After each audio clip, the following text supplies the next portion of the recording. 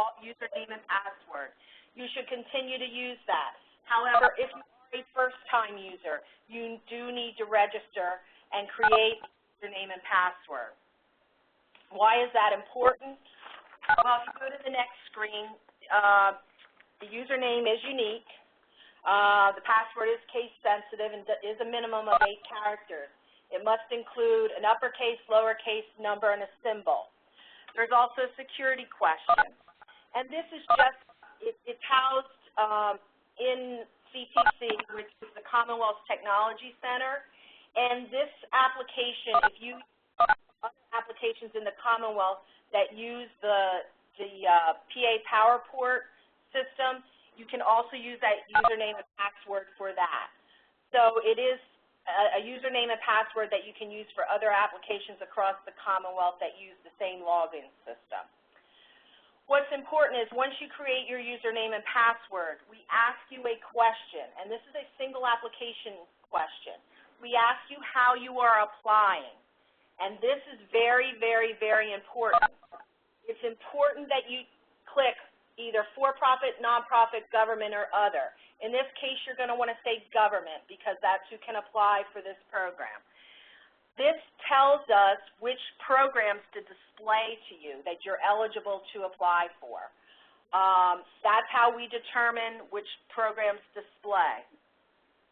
Once you click government and hit submit, it will immediately open the single application information. And here's where we need you to tell us who you are. Excuse me for one moment.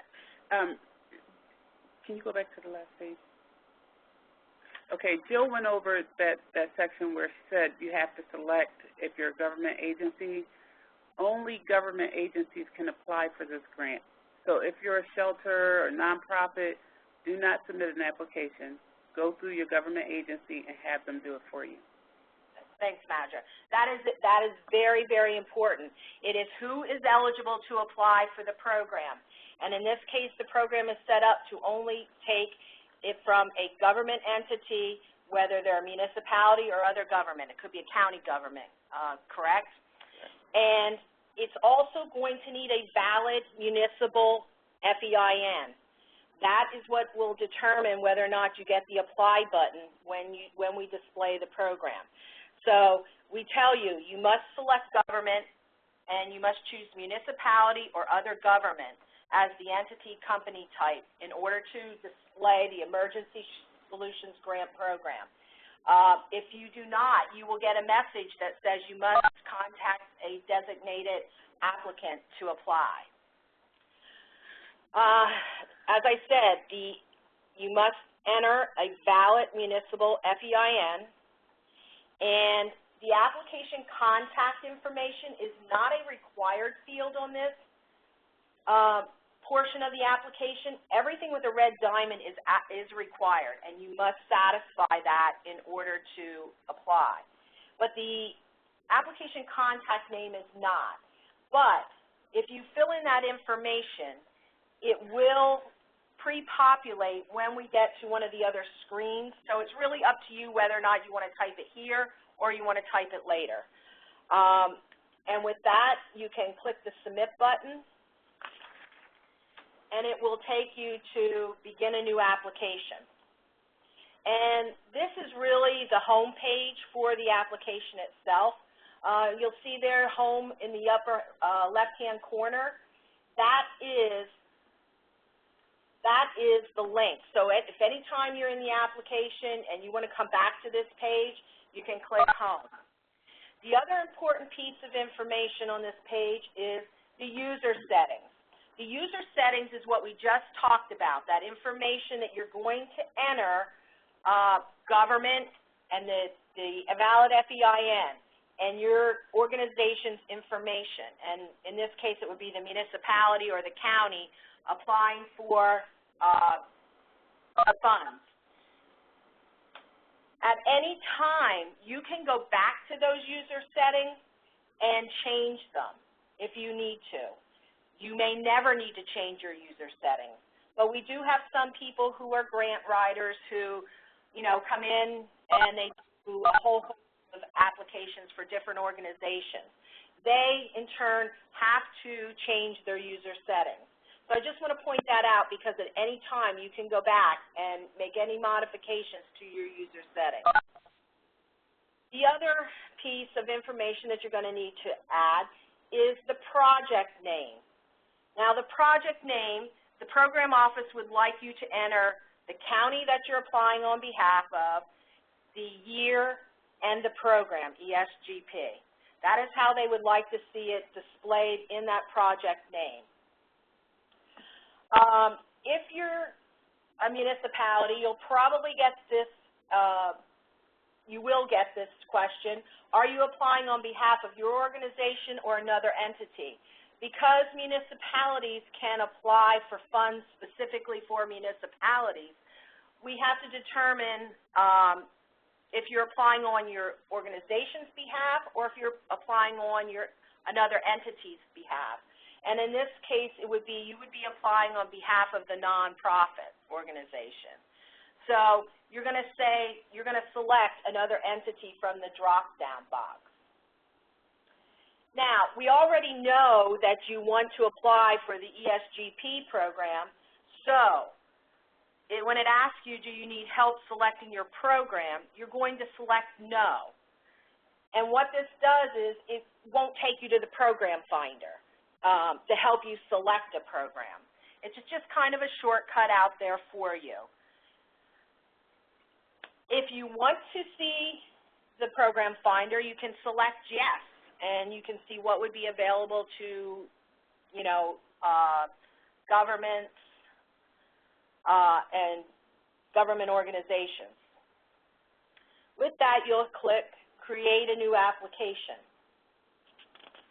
Now, before we go any further, I just want to also note that on this Begin a New Application screen, if you have any incomplete applications that you've already started or that you did not finish, they will be listed below under Incomplete Applications, under the Create New Application button.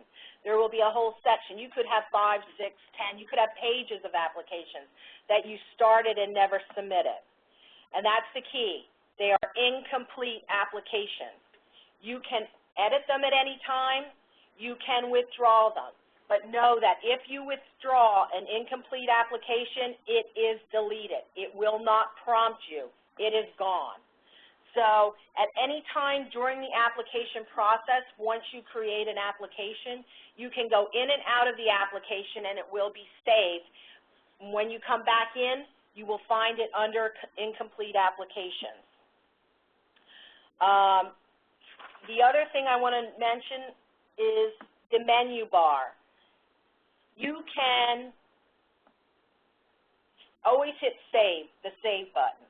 And when I would tell you the save button, you should really use it when you're doing your narratives, or if you're in the middle of a page and you haven't finished it and you get called to a meeting or you leave your desk, there is a timeout that happens in the application, a 30-minute timeout. So if there's no activity on the application for 30 minutes, you will get timed out, and you would only lose the information that you did not save on that page. Now, as you click through the application, it does save it. Every tab that you make, it saves it. But if you're on a page and you're only halfway through and it times out, you will only lose that information on that page. A lot of times people take longer on the narrative page, which is really the one that they lose information on because they didn't hit the save button and took a phone call that took longer than expected or walked away from their desk. So if you think you're going to be away from your desk for a long period of time, just hit save. The option to print the application is only available after you select the program. And you can print the application at any time after that. The reason that is the case is because each program in the single application has specific information, like we're going to talk about today, specific requirements in order for that application to come through. And while part of the application is general, the addenda page on the application is really program-specific information. So that is why you have to select the program first. So with that, we talked about selecting no so that we can take a shortcut to the program. What we want you to do is type in ESGP and hit search. And what's going to come up in the search results should be one result that says Emergency Solutions Grant Program. And if you have your user settings set up correctly, you will see the apply button there on the right. To view other programs, the program finder is available. You can always go back to that if you wish. You need to click the apply button, and it will take you into the Emergency Solutions Grant application at that time. You will see that the program name, and we are now on the applicant tab in the red menu bar. The program name will be displayed. Also displayed is some other information, who the applicant is. Well, it will be, sorry. But you'll see that there's an option there. There's a yellow button. It says Use Account Information. Remember the information we talked about in your user settings and how it's set up as the organization and the application contact information? If you click that button, that will pre-populate this entire page with the exception of the NAICS code, the NAICS code. This field does not populate from the user settings, but a drop-down box will appear when the entity type is selected to help you select the NAICS code.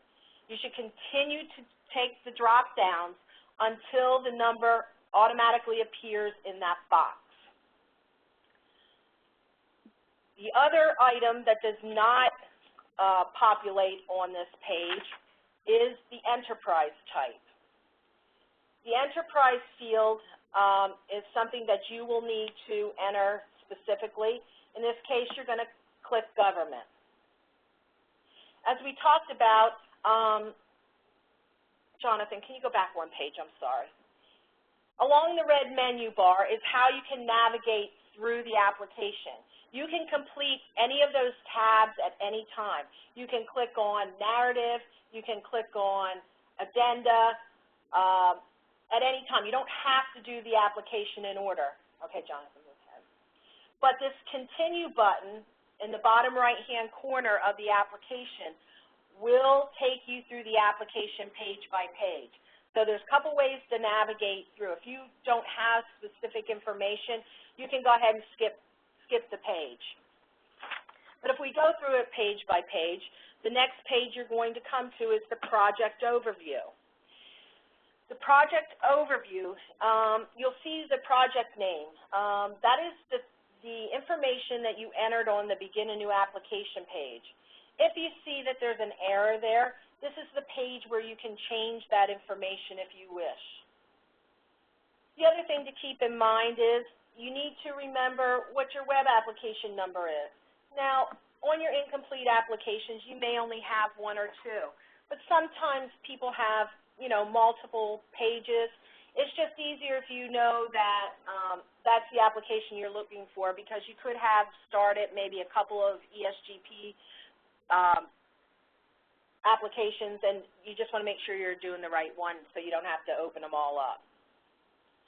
With this page, there's no other required information at this time. The only other thing would be is if you're applying and interested in applying for multiple funding sources for the project, you would change that to yes. And in your case, you may or may not need to do that. How many site selections are there involved? There would only be one, Madra? Okay. So you don't need to select or change that information. Which takes us to the project site location. Madra, do you want to elaborate? Normally we tell people to put in business/project where it's going to be located. In your case, if there's a specific address, it's not necessary to put in the address. The only things that are specific to this page that you must enter is the county, and you must select the municipality. And what happens when you select those two things, it will give you a selection of House, Senate, and congressional members. In some case, it will be a one-to-one match, and its box will already be checked on who the legislator is. And in other cases, you may have multiple, and you will have to know who your legislators are. Now, this is with all the shuffling of congressional seats and legislative redistricting and some of those things, this has been a real challenge for us. So we are in the process of updating all of that information now. So if you do see something that's incorrect, we are aware of the problem, and we are working to correct that. Right, and the address up there would be for whomever is applying and not necessarily your subrecipient. Next brings us to the project narrative.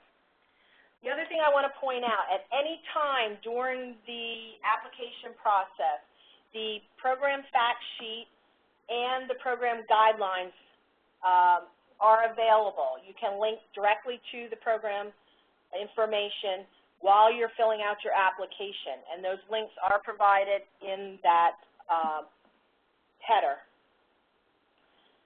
The project narrative, there are 3 required fields, and there are minimum character counts and there are maximum character amounts.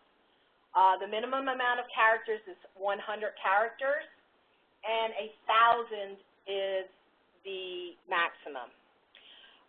At this point, you can enter a brief statement of what your narrative is going to be, because I believe you have a more detailed narrative in the addenda packet, but you do need to satisfy those requirements there. So a good paragraph is all you're going to need to satisfy those fields. And it's important that you answer the questions at hand. Next takes us to the program budget.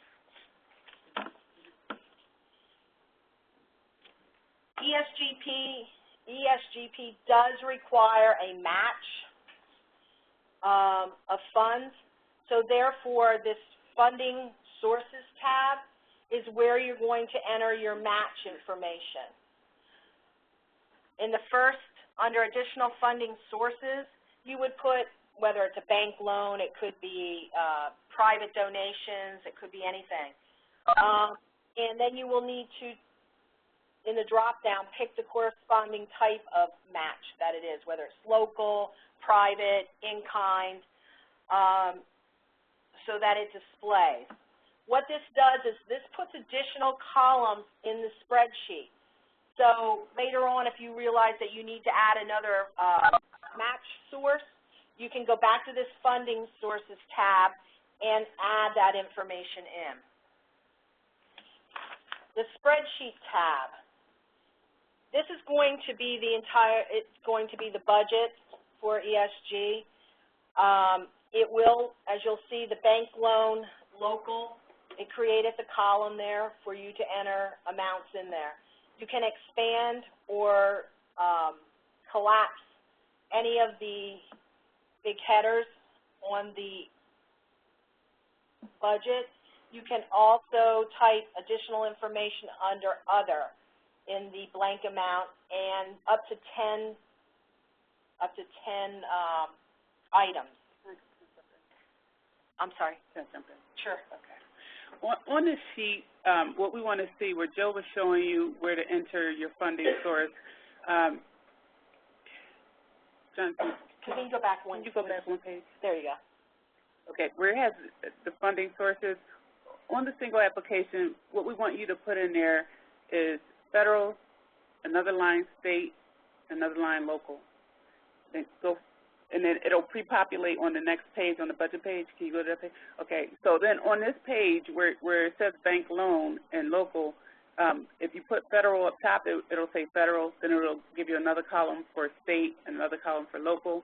And then what we want you to do is not to fill out all of the different categories that's on the single application, but to just go to the other category and list your funding if you're applying for street outreach, emergency shelter, rapid rehousing, homeless prevention, HMIS, and admin, to list those under other and group your funds together like that. So you won't fill out all the categories that are given to you in the single application. You will only use the other tab and fill it in with the specific activities that we allow you under the grant. Now, when Madra tells you to select federal, you will have to put a under funding sources, if we go back to funding sources, John, where bank loan is, you would have to type federal in there, and you still need to select the drop down. So if you're going to click federal again, it's just going to say federal. You don't want that to identify the source, Madra? Well, they're going to identify it later in another section of the application. Okay, it's up to you, but you will have to satisfy both of those fields. Okay. And if we go to the basis of cost tab, you will have to select what's appropriate, whether it's, I'm assuming you just want them to check budget justification? Correct.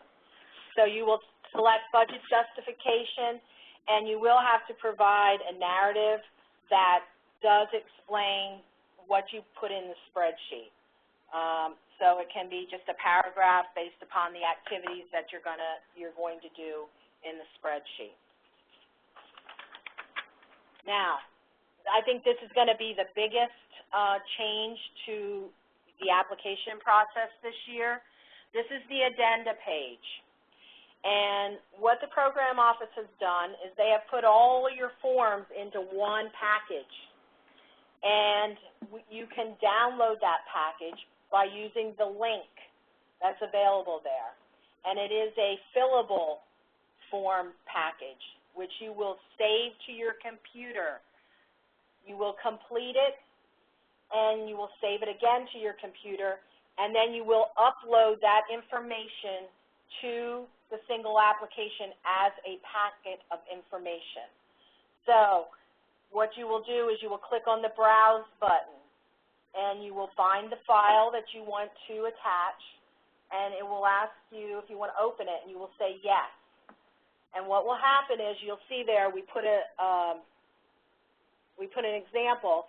You will see that the Application Solutions Grant Application Packet form is attached, and you can view it or you can delete it. If you decide that, oh, we made an error in the form before we submit this application, we need to correct it, you can delete that, what you've attached to the application, correct it on your computer, and then re-upload it to the application itself. Any additional supporting documents can be uploaded in the boxes below. And please keep in mind that there is a file size limit of 1.5 megs. So if the application, or if your document doesn't load and it kind of disappears, it means your document is too large. And unfortunately, we can't change that number. That's a Commonwealth-wide rule, so it's not something we can just change. What we want you to do when you're submitting your application is to just give us the information that we're asking for. If we're asking you for a termination policy, we don't want to see the entire guidelines of the shelter or of your program. We just want the one-page termination policy. So that'll cut down on some of the paper that's being submitted, that's being uploaded into the application. So just remember to only answer the questions that we're asking you. Do not include other information because you think it might help your application. Give us what we ask for. And with that, if you go to the certification tab, and you can go to the certification tab at any time during the application, and it will tell you any of the required fields that are not satisfied.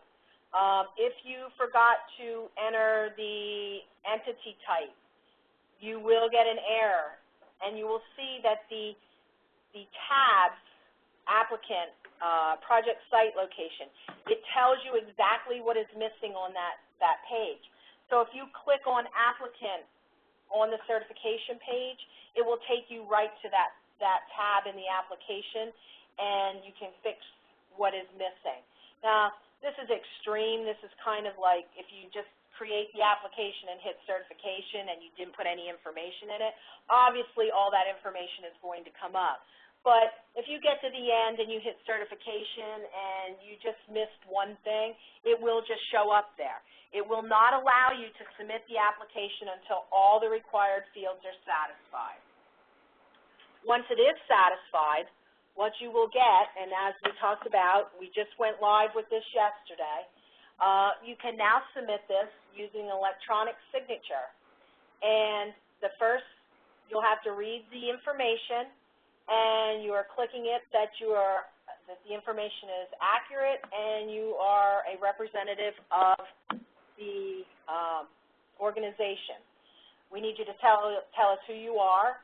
If you're the applicant, we do have a few individuals that do submit applications, so that's why that question's there. Or if you're an authorized representative of the organization or local government.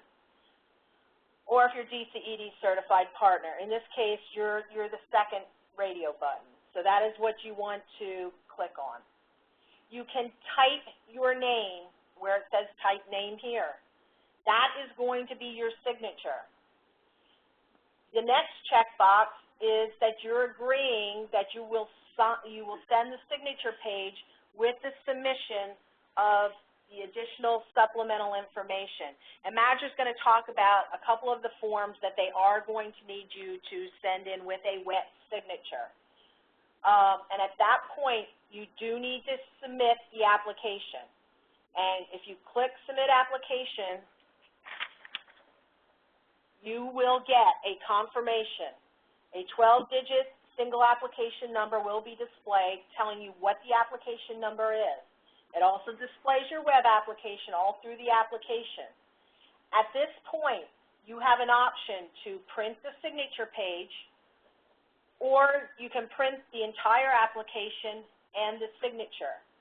I do not believe that the program office wants the entire application sent in. They only want the signature page and the additional items that are needed. That is correct. Please do not submit a hard copy of the application.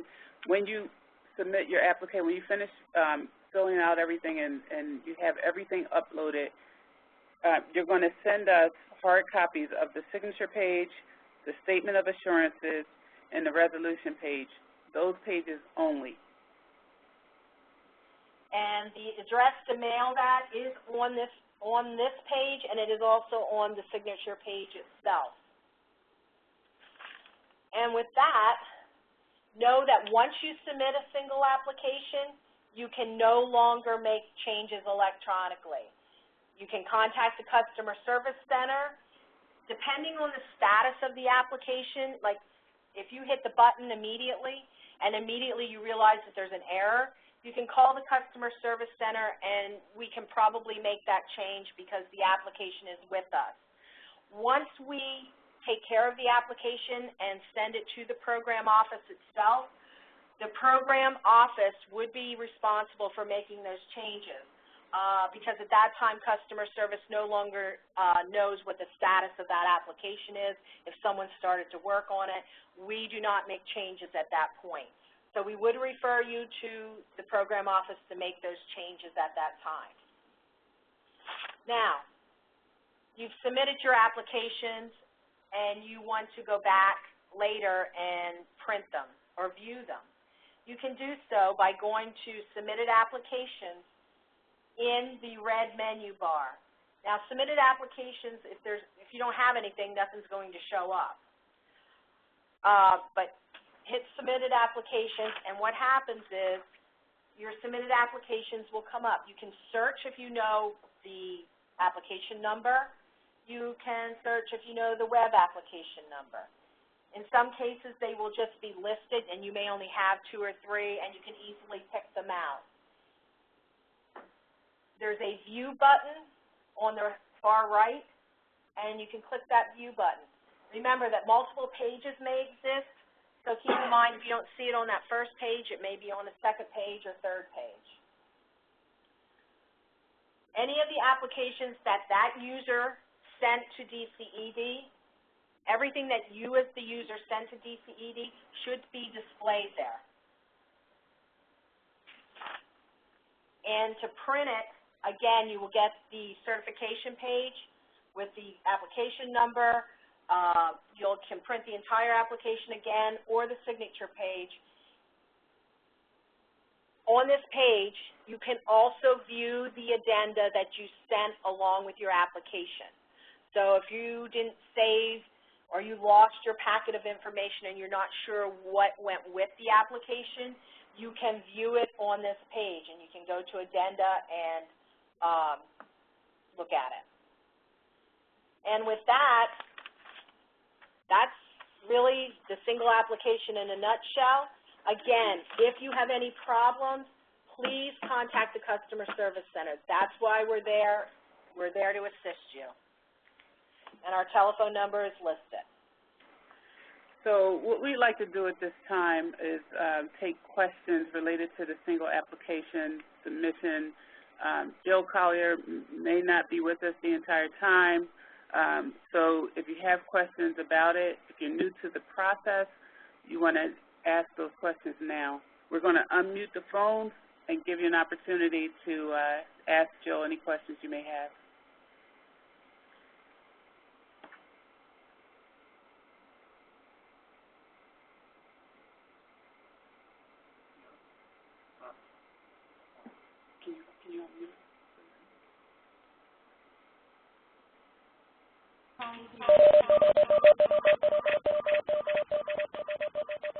Okay, the phones are on.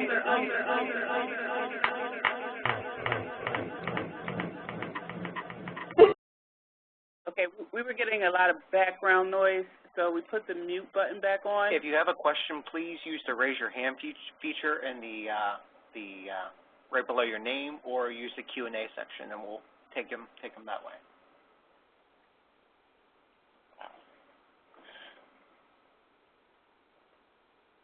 Paula, do you have a question? Paula Steele, we'll unmute your line. Go ahead, Paula.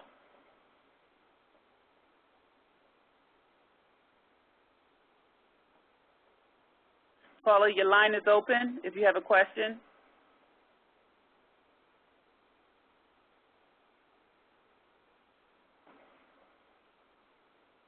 Paula, use the Q&A feature, and then we can take your question that way.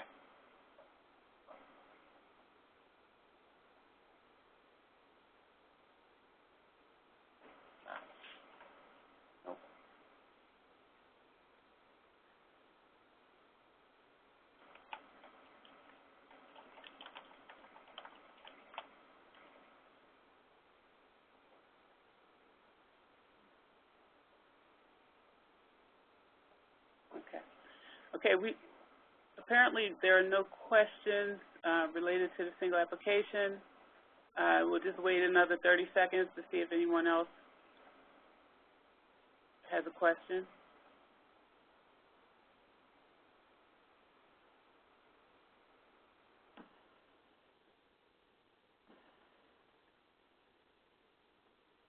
Is the due date is July 30th? Okay, that's a program question. The due date, okay, when the application, when the guidelines and application was released, there was an error on the due date of the application, and the due date is June 30th, not July 30th, but June 30th. Your applications are due. There's 60 days from the time we release the application to the time it's due, and that is June 30th.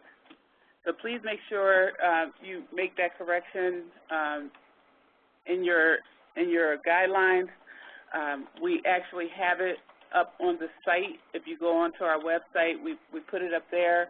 We made the change also in the guidelines, and the new guidelines that are posted on our website actually has the correct date of June 30th.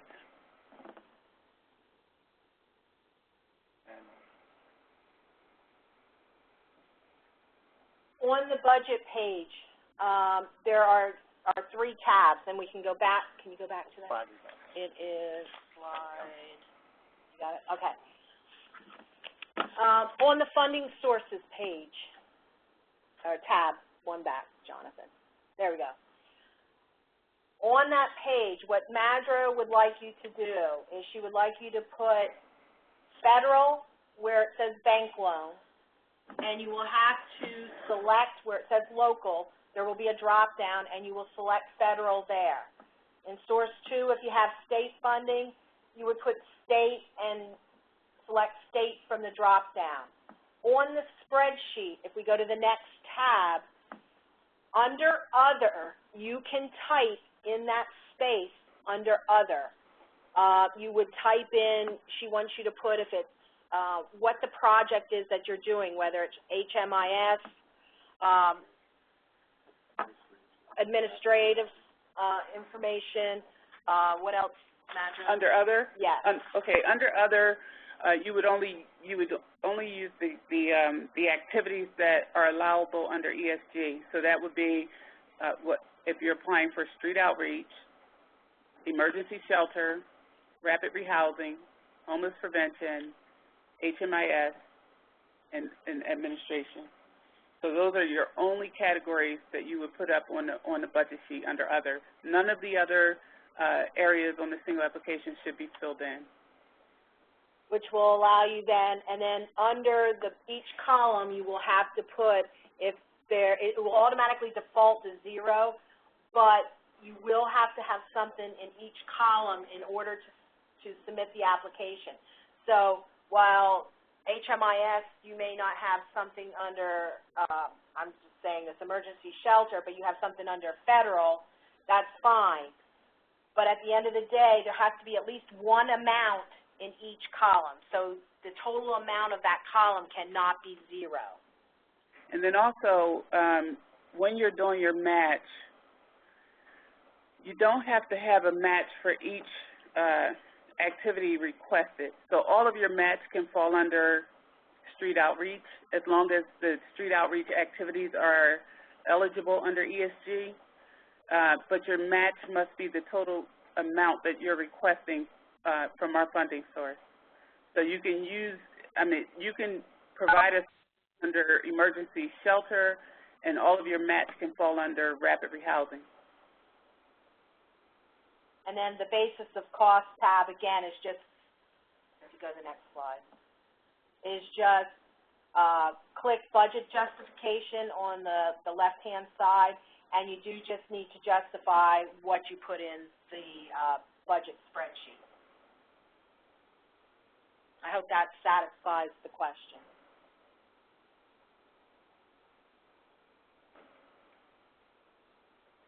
Okay, it looks like we don't have any other questions.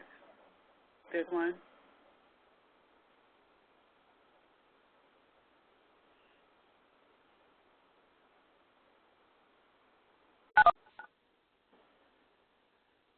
Okay, the one question says our current grant ends November 2015. Do we need to complete the application due June 2014, or do we wait another year? If you're applying for operations, shelter operations, we have a 2-year waiting period. If you're applying for anything else, first of all, what you have to understand is that ESG is a 2-year program. So when you're submitting an application for services, you want to make sure that you're requesting enough to go across a 2-year span. That should satisfy what you need. I mean, if you applied for operations and you're coming in again for operations right now and you have a current grant, then you can't apply until that 2-year period is expended. Anything else, you can apply for it, but you must have used your funds. If you haven't used the funds that you currently have, or you haven't met any of the requirements, the 50% expenditure requirement, then we're going to be looking at that when you apply, again, for funds.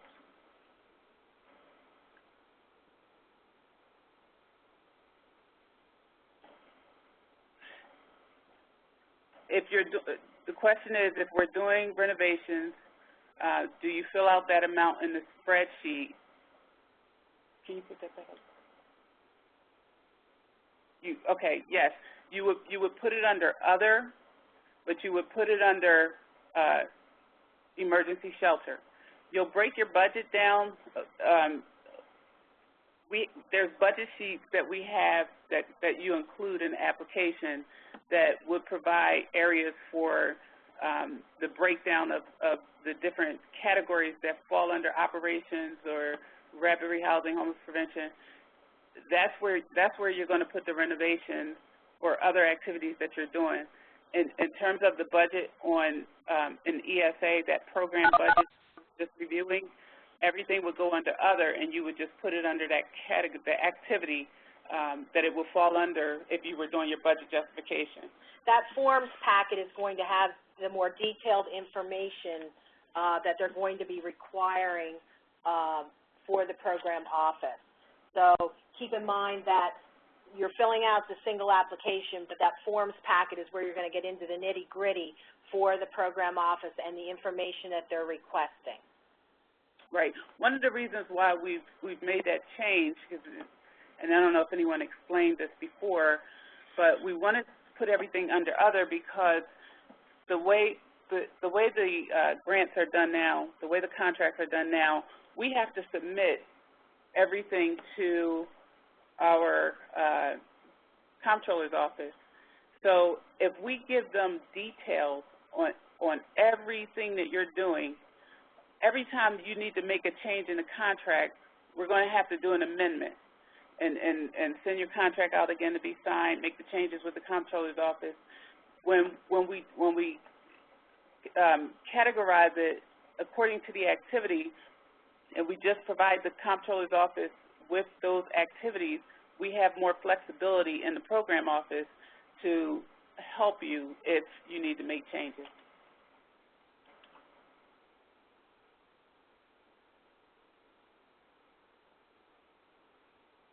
Okay.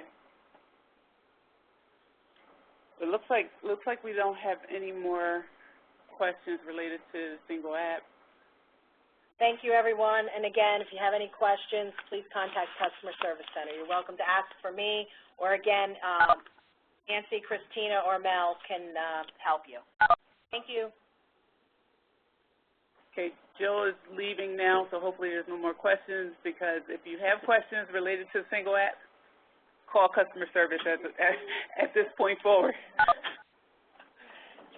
The program office will not be able to answer your questions as it relates to single application.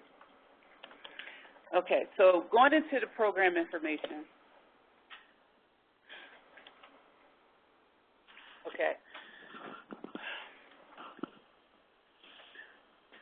For those of you on the phone who have been through the process, you already know that the emergency shelter grant was changed to emergency solutions with the 2011 second allocation. And the purpose of it was to change the focus from addressing the needs of homeless people in emergency or transitional shelters to assisting people to quickly regain stability and permanent housing after experiencing a housing crisis and or homelessness. As of this date, and actually as of November 2013, all emergency shelter grants are closed. All funding is now considered emergency solutions. So we no longer have emergency shelter grant. It's now everything falls under emergency solutions. There's some updates that I wanted to point out to you that are in the guidelines and application, and I'm going to review these in detail, but I'm going to go back to this after I give you other information, but I just wanted you to see that there's some updates on the evaluation criteria, some things that we're prioritizing in the application now, residency requirements. So I'm going to go back to this, but I just wanted to point it out, and I'm going to show you how it relates to the scoring in your application. So if we just hold tight on this ESG updates, and we'll come back to that. So go to the allocation page. The 2014 allocation is going to be $4,470,452.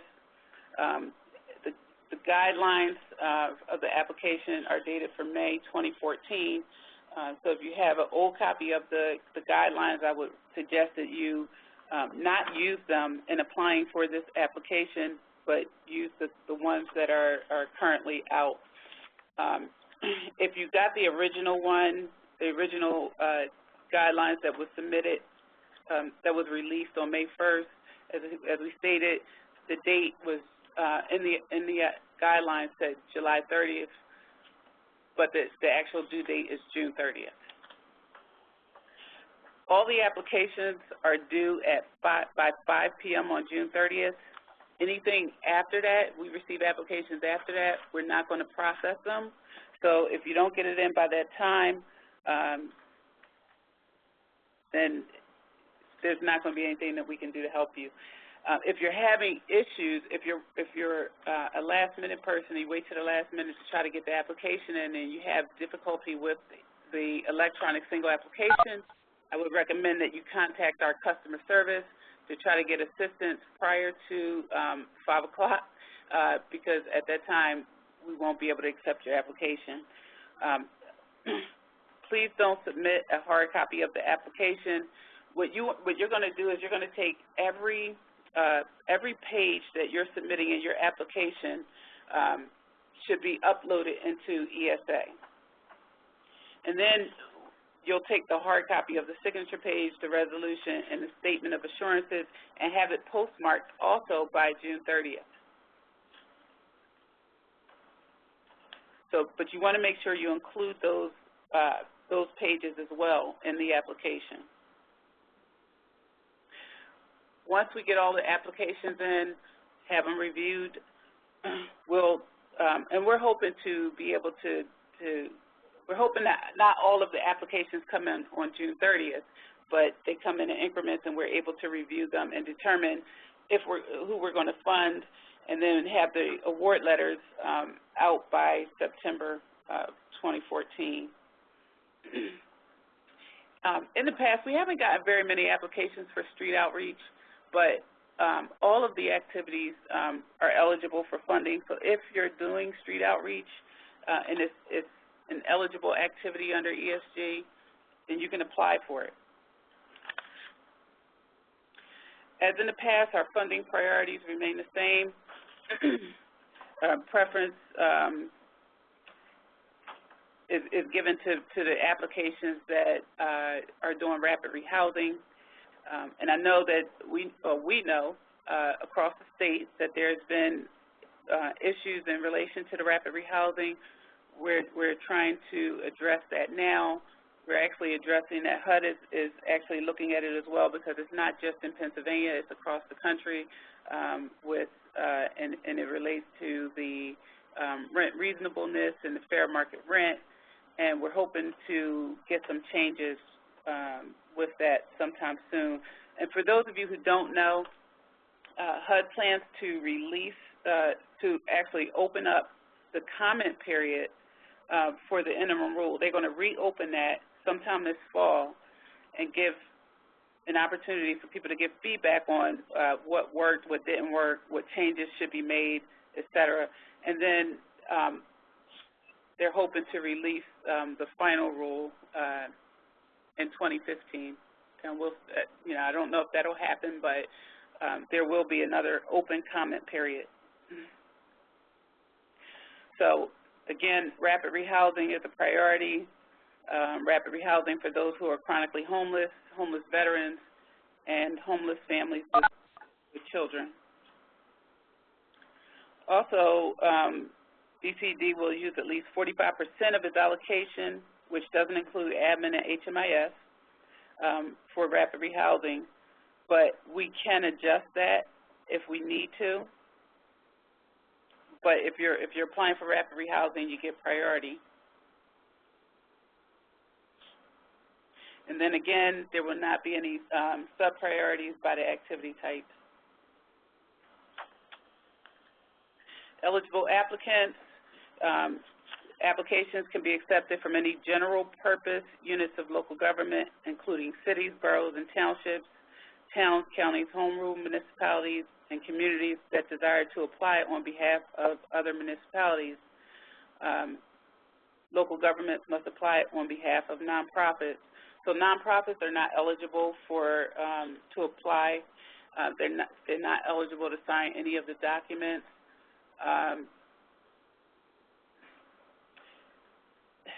Our priority will be given to non-entitlements, although, as in the past, we have funded some entitlement agencies. Now, currently, the minimum grant request is $50,000. There's a possibility that that may change in the future. We may lower the amount that you can request because we're seeing that the need is not always as great as $50,000, and that if agencies were able to apply for less, then they may have they may be able to use all of the funds rather than turning funds back in.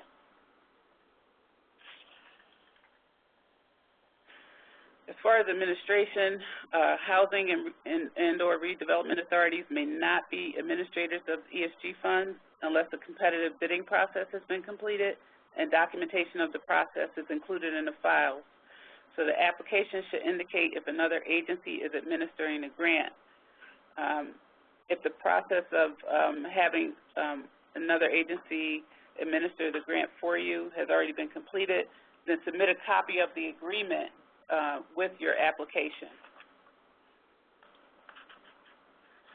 And if you don't, if it hasn't been completed but the plan is to do it, also indicate that in the application, because we'll be looking to collect that agreement from you prior to releasing any funds.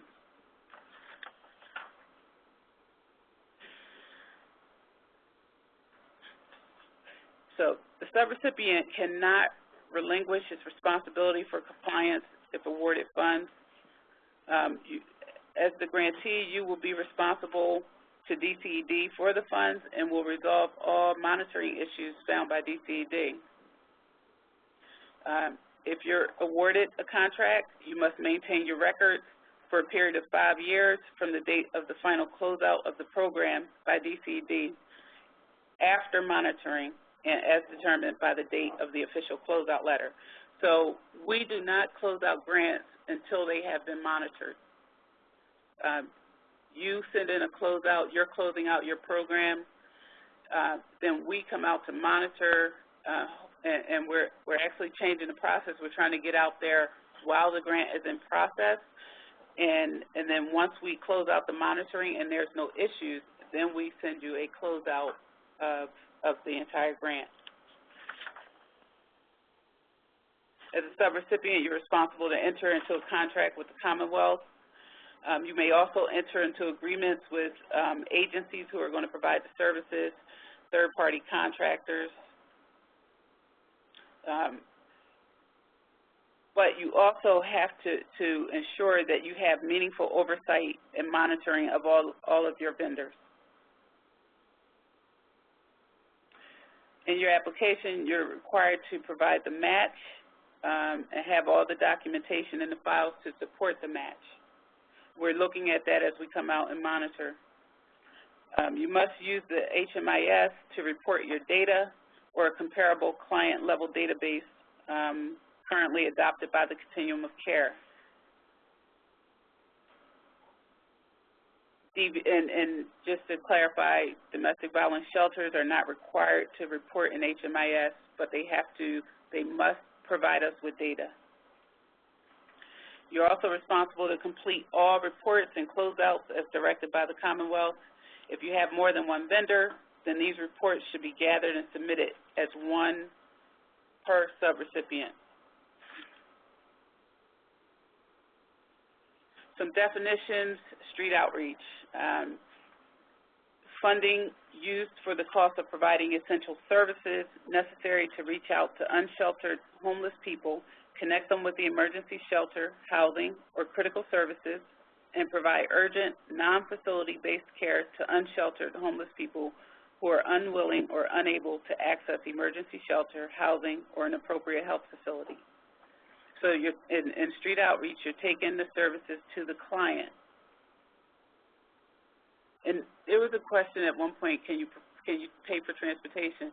You can pay for transportation, but that would be transportation for the caseworker to go to the client where they are on the streets. There's no eligible activity for general outreach and engagement about the program. However, it's critical that you do outreach so your communities are aware of available services. Funding for these activities may be taken from your administration line item.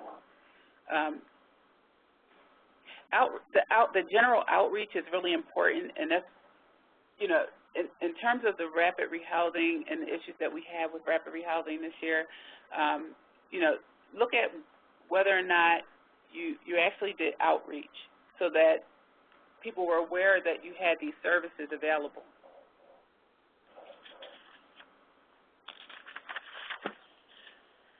The emergency shelter definition, any facility with the primary purpose of which is to provide a temporary shelter for the homeless in general or for specific populations of the homeless and which does not require occupants to sign leases or occupancy agreements. If you're applying for emergency shelter funds, you must have an updated occupancy permit. If you don't have a current occupancy permit and you plan to apply for shelter funds, you want to get one because we want you to submit that with the application. If you don't submit it with the application, we won't consider funding for that activity. Transitional shelters may receive funding if funded in fiscal year 2010. Now, what we told you in the past was you had to be funded, you had to have received funding in 2010 in order to get funding moving forward. If you were funded in 2009, and we got clarification just yesterday, actually, while I was in Maryland, but if you received funding in 2009, you actually had funding for 2010, so you could technically apply for funding again. The way Pennsylvania does is we have you on a 2-year cycle, and so we were interpreting the information from HUD to mean if you received funding in 2010, that was the only way you could get funding moving forward. However, and we were receiving different information from different HUD representatives, but we got it clarified yesterday, and you can apply for funding. Rapid rehousing, provide housing, relocation, and stabilization services and short and or medium-term rental assistance necessary to help a homeless individual or family move as quickly as possible into permanent housing and achieve stability in that housing. Homeless prevention, provide housing, relocation, and stabilization services and short and or medium-term rental assistance necessary to prevent an individual or family from moving into an emergency shelter or another place.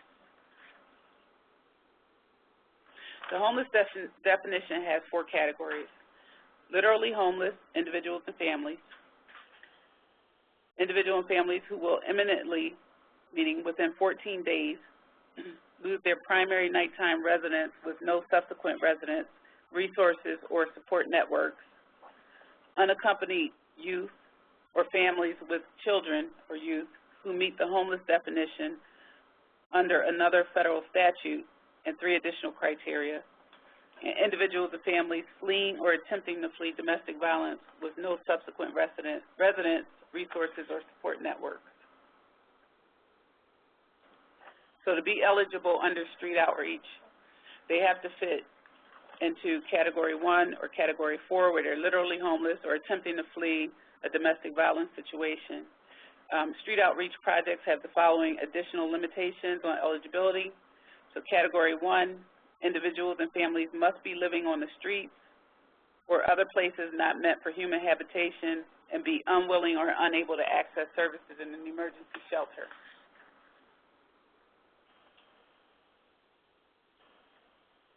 For emergency shelter, they can be under any of the 4 categories under the homeless definition. For rapid rehousing, must be Category 1, where they're literally homeless, or Category 4. And under homeless prevention, it will be Category 2, where imminent risk of homelessness. Category 3, homeless under other federal statutes, or Category 4, where they're fleeing or attempting to flee domestic violence. For at-risk,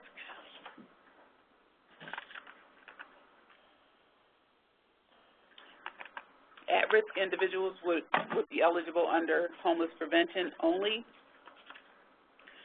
There are 3 requirements for individuals and families. They must have an income below 30% AMI, do not have sufficient resources or support networks immediately available to prevent them from moving into an emergency shelter, and they must meet one of the following 7 conditions.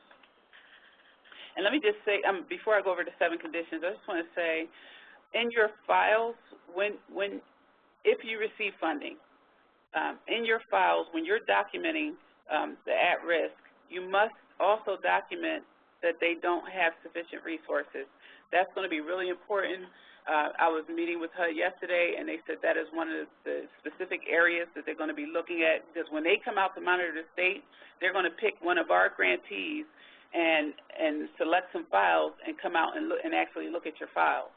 So they're going to look for that specifically, that you documented not only the income eligibility, but that they didn't have sufficient resources.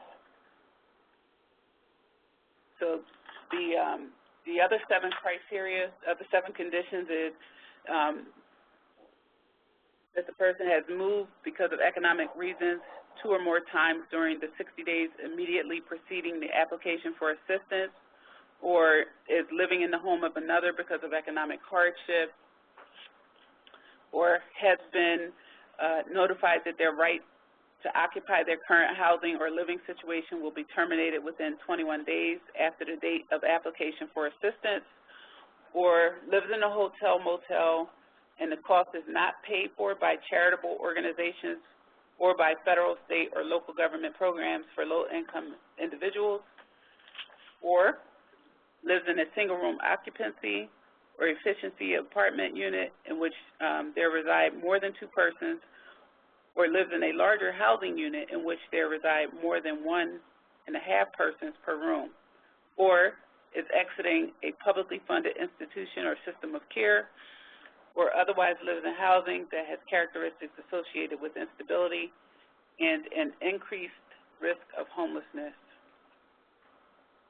The second thing is unaccompanied children and youth who qualify under other federal statutes. And then the third would be children and youth who qualify under the Education for Children and Youth program, and the parents or guardians of that children living with them.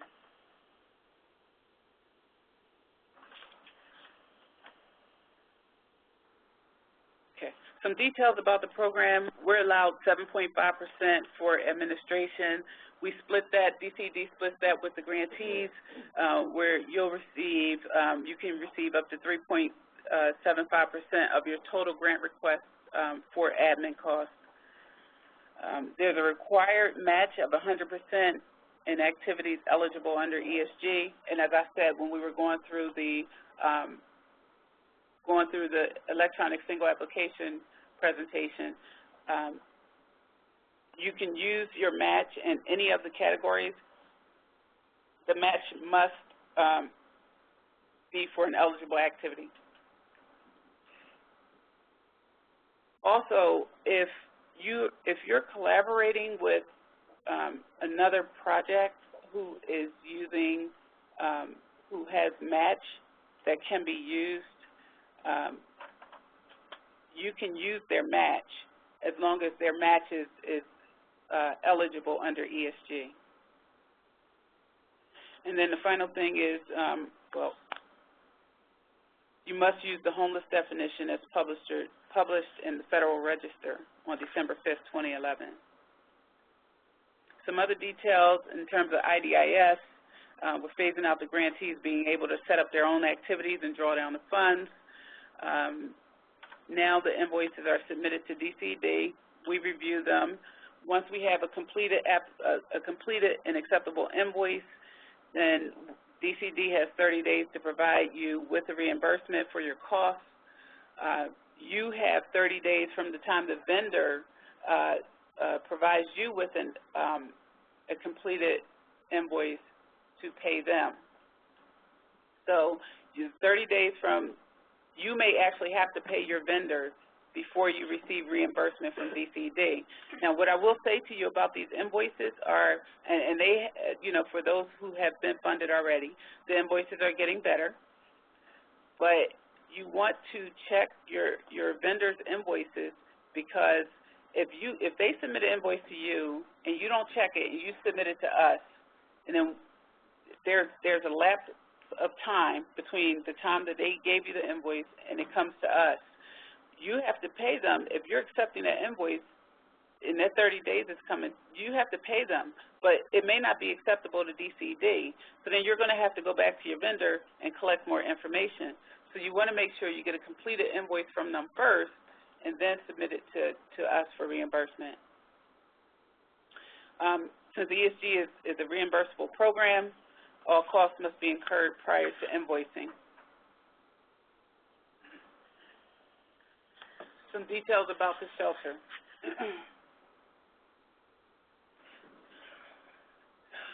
Again, the grants are given for a 2-year period. We have the option to fund you for 1 year, but it would depend on the amount of applications we receive. Since this is competitive funding, there's no guarantee that, you know, there will be money available to fund you. Also under shelter, essential services may be provided to individuals and families who are living in the shelter, but in your application, you must request essential services under emergency shelter. Operation costs no longer have caps on the salary amount for staff working in the shelter. If you have an umbrella agency, this does not mean that, you know, the agency operating the shelter can submit for staff costs. It means the people who are actually working in the shelter to receive, who would receive reimbursement for their time. Although we still do renovations and pay for renovation costs, it's no longer a priority for the program. But there are some priorities that fall under renovations, and that would be the code deficiencies, increase in bed capacity, health and safety issues, ADA compliance, which has been a big one, and energy conservation. So you're going to have to document your needs for these. If you want to do renovations, there has to be one of these priorities and evidence in your application. If you're doing renovations, signed contracts with firms doing the reservations or conversions or material purchase, you have to have that information to DCED. It must be under contract within the first 9 months, and then all of the work should be completed within the first 15 months of the contract.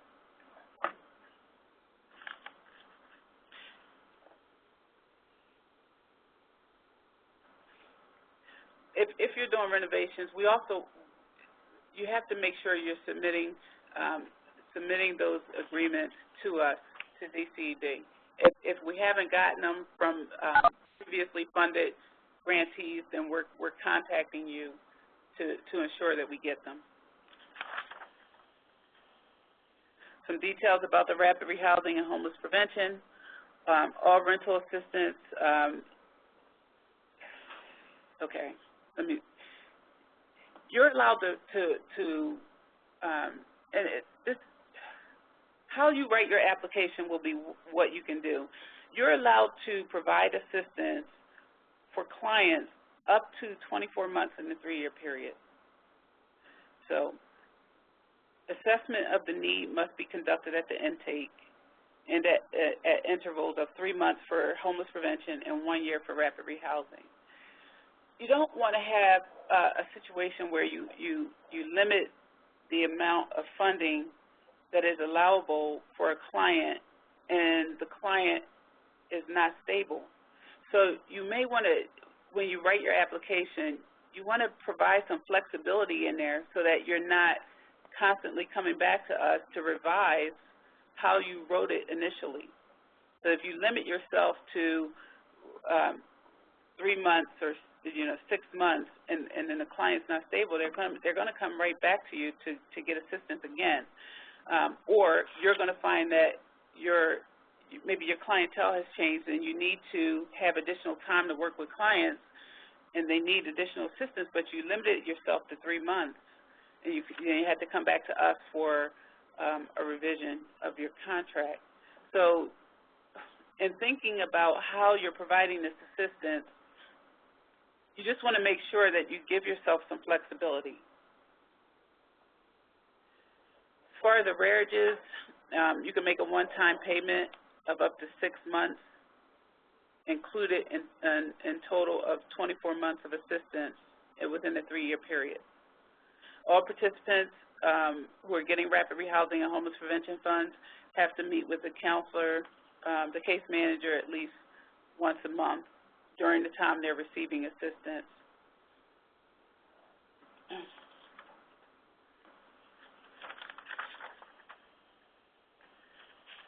Okay. Also under rapid rehousing and homeless prevention, no hotel, motel assistance should be done unless it's being billed under the shelter operations component and there's documented evidence of no appropriate shelter available. So that must be in the file of the client who the hotel voucher was provided for, that you document evidence that there's no other shelter available, no other resources for the clients prior to you giving them a hotel voucher. Your agency must have standards, procedures, and policies in place for the program. Development of a plan to assist the program participant to retain permanent housing after ESG assistance ends, and participants must be assisted as needed in obtaining appropriate supportive services like medical or mental health treatment or services essential for independent living, and mainstream benefits like Medicaid, SSI, or TANF.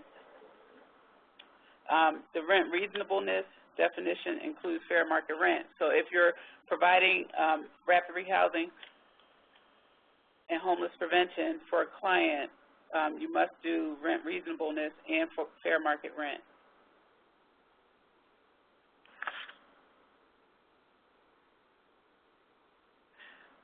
Okay, so this next form just shows you the activities that are eligible under each one, homeless prevention, rapid rehousing.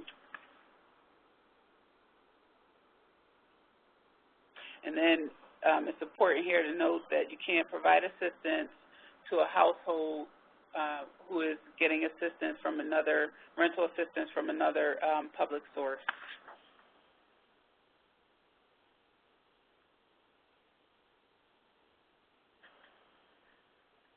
Okay, short-term and medium-term rental assistance. Short-term can be up to 3 months. Medium-term can be up to 24 months in a 3-year period.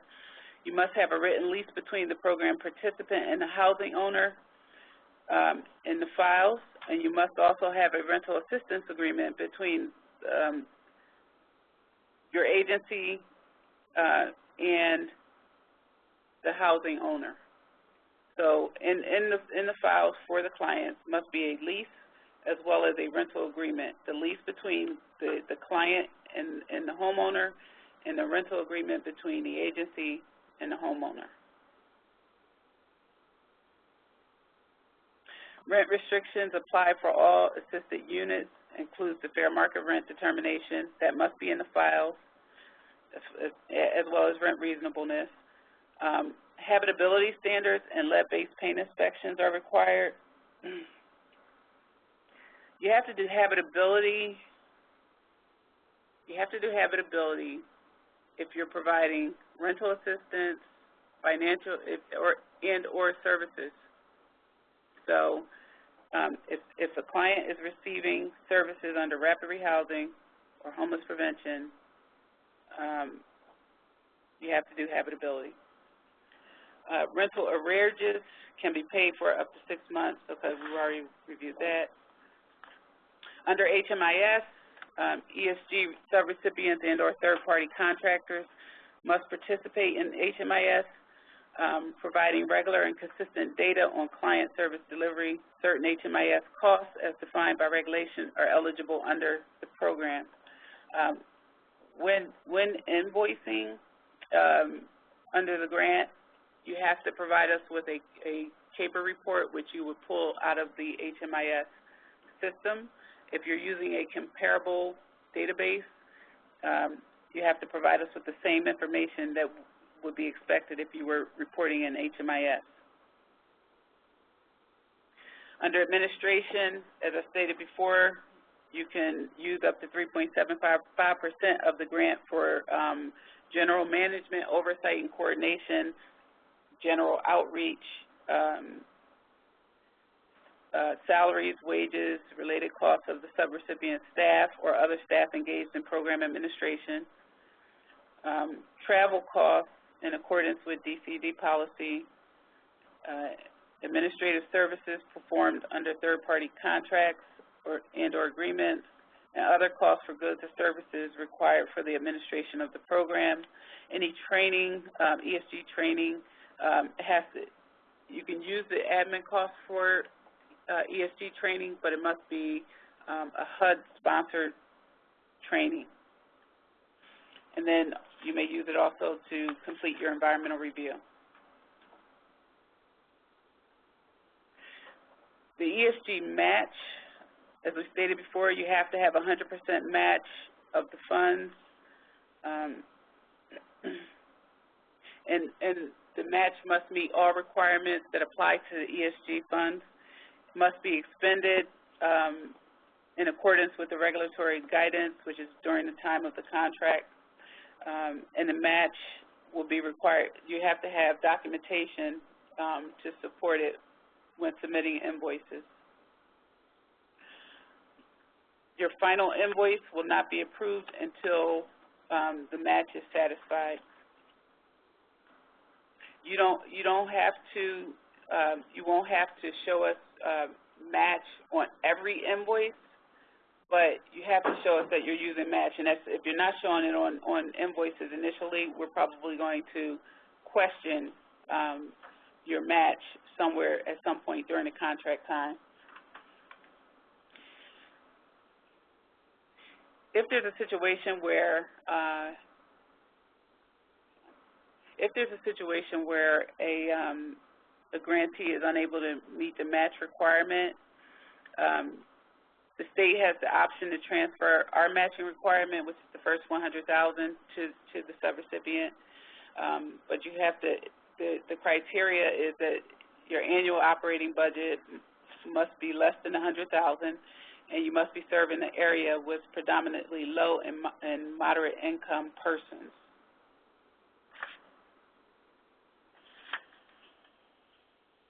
We have that based on the 2000 census, probably would update that to the 2010 census. We added another, there was a lot of questions as to what can be used as match, these funding sources cannot be used as match: CSBG, SNAP benefits, housing choice vouchers, home TBRA funds in most instances, supported housing funds in most instances, depreciation of buildings, and a tenant's portion of the rent cannot be used as match. Okay. Can you skip the next 2 pages? Okay. This COC review checklist is the same as the form that was in the application last year. We're actually going to use this again. This form is going to be filled out by the COCs and will be used for the application scoring criteria. So it falls under coordination of the evaluation criteria, which we're getting ready to go over, and basically, and it's included in the guidelines. So if you can't see it on the PowerPoint, you'll be able to look at it in your guidelines and application. But we basically want to know that you're active in your local continuum of care, that you're participating, that your goals meet the same goals as the continuum of care. They'll be scoring you and ranking you on this. What we do is we provide the continuum of care with a list of the applicants in their region and the amount you're requesting, the services that you want to provide, and then they give us feedback on as to whether or not you're able to provide those services, if you have the capacity to do so. Okay, you can go back 2 pages. Go back 2 pages. Okay. Now, this application evaluation criteria is probably a little difficult to see, but it's also in the application on pages 19 and 20. So if you have the application printed, you can go to pages 19 and 20, and we'll go over that. The actual total amount of points that you can receive is 205. So on the form that's in the application is incorrect. It says a maximum of 160.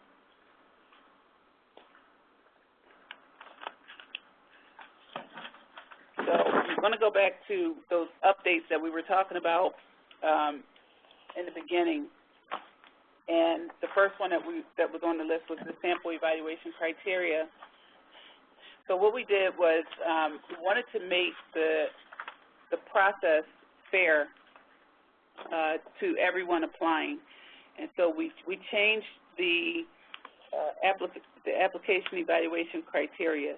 So I'm going to go over this form in detail. So if you look at A, does the application propose street outreach activities as part of a comprehensive process to addressing the needs of the homeless in the community? If it does, you get an extra 10 points. If it doesn't, you don't get any points. B, does the application propose shelter activities as part of a comprehensive process to addressing the needs of the homeless community? For renovations and conversions, we'll give you 15 points, operating costs 5 points, essential services 10 points, and you can get a maximum of 30 points in that category. C is for emergency shelter applications requesting renovation assistance. Does the project address any of the following, which are the priorities that I talked about that we have, and you can get a maximum of 10 points. So if you're requesting renovations for one of these issues, then you get, or all of these issues, then you get 2 points per issue with a total of up to 10. Also, you want to make sure, as I stated before, that you provide us with your occupancy permit.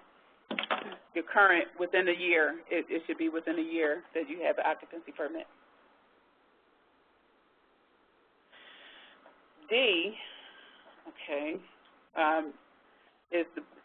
D relates to the prohibition against involuntary family separation, and I didn't put it in on the evaluation criteria form, but if you go to page 14 of the application, and I'll read it for those of you who don't have the application with you.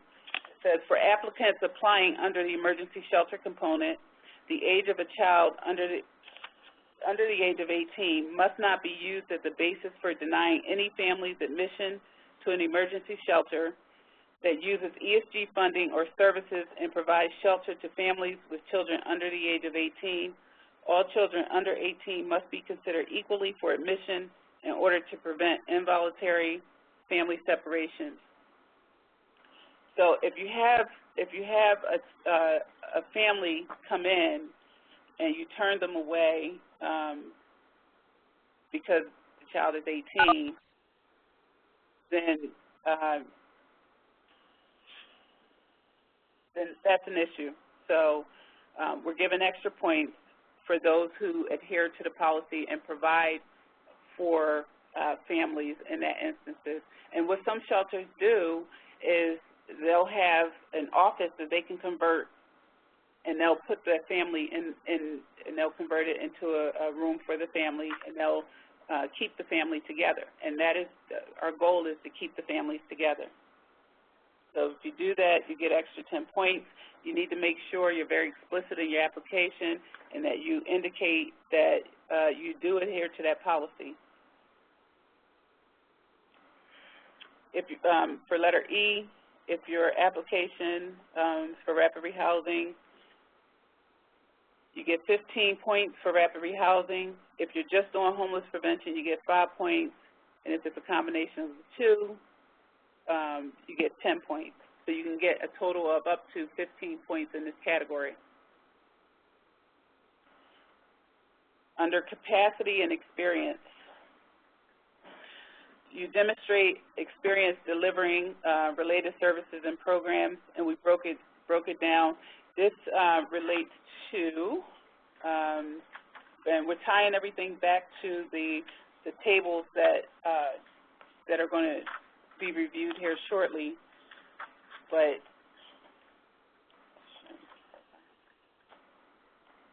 it ties back to where you indicate on the coordination of services the years of experience that you have and the people in your organization has in running the program. So the more experience, the more points. The second one, did the applicant attain the proposed outcome for their activity as stated in the application for that year? If you go to page 33 of your application, it deals with performance outcomes.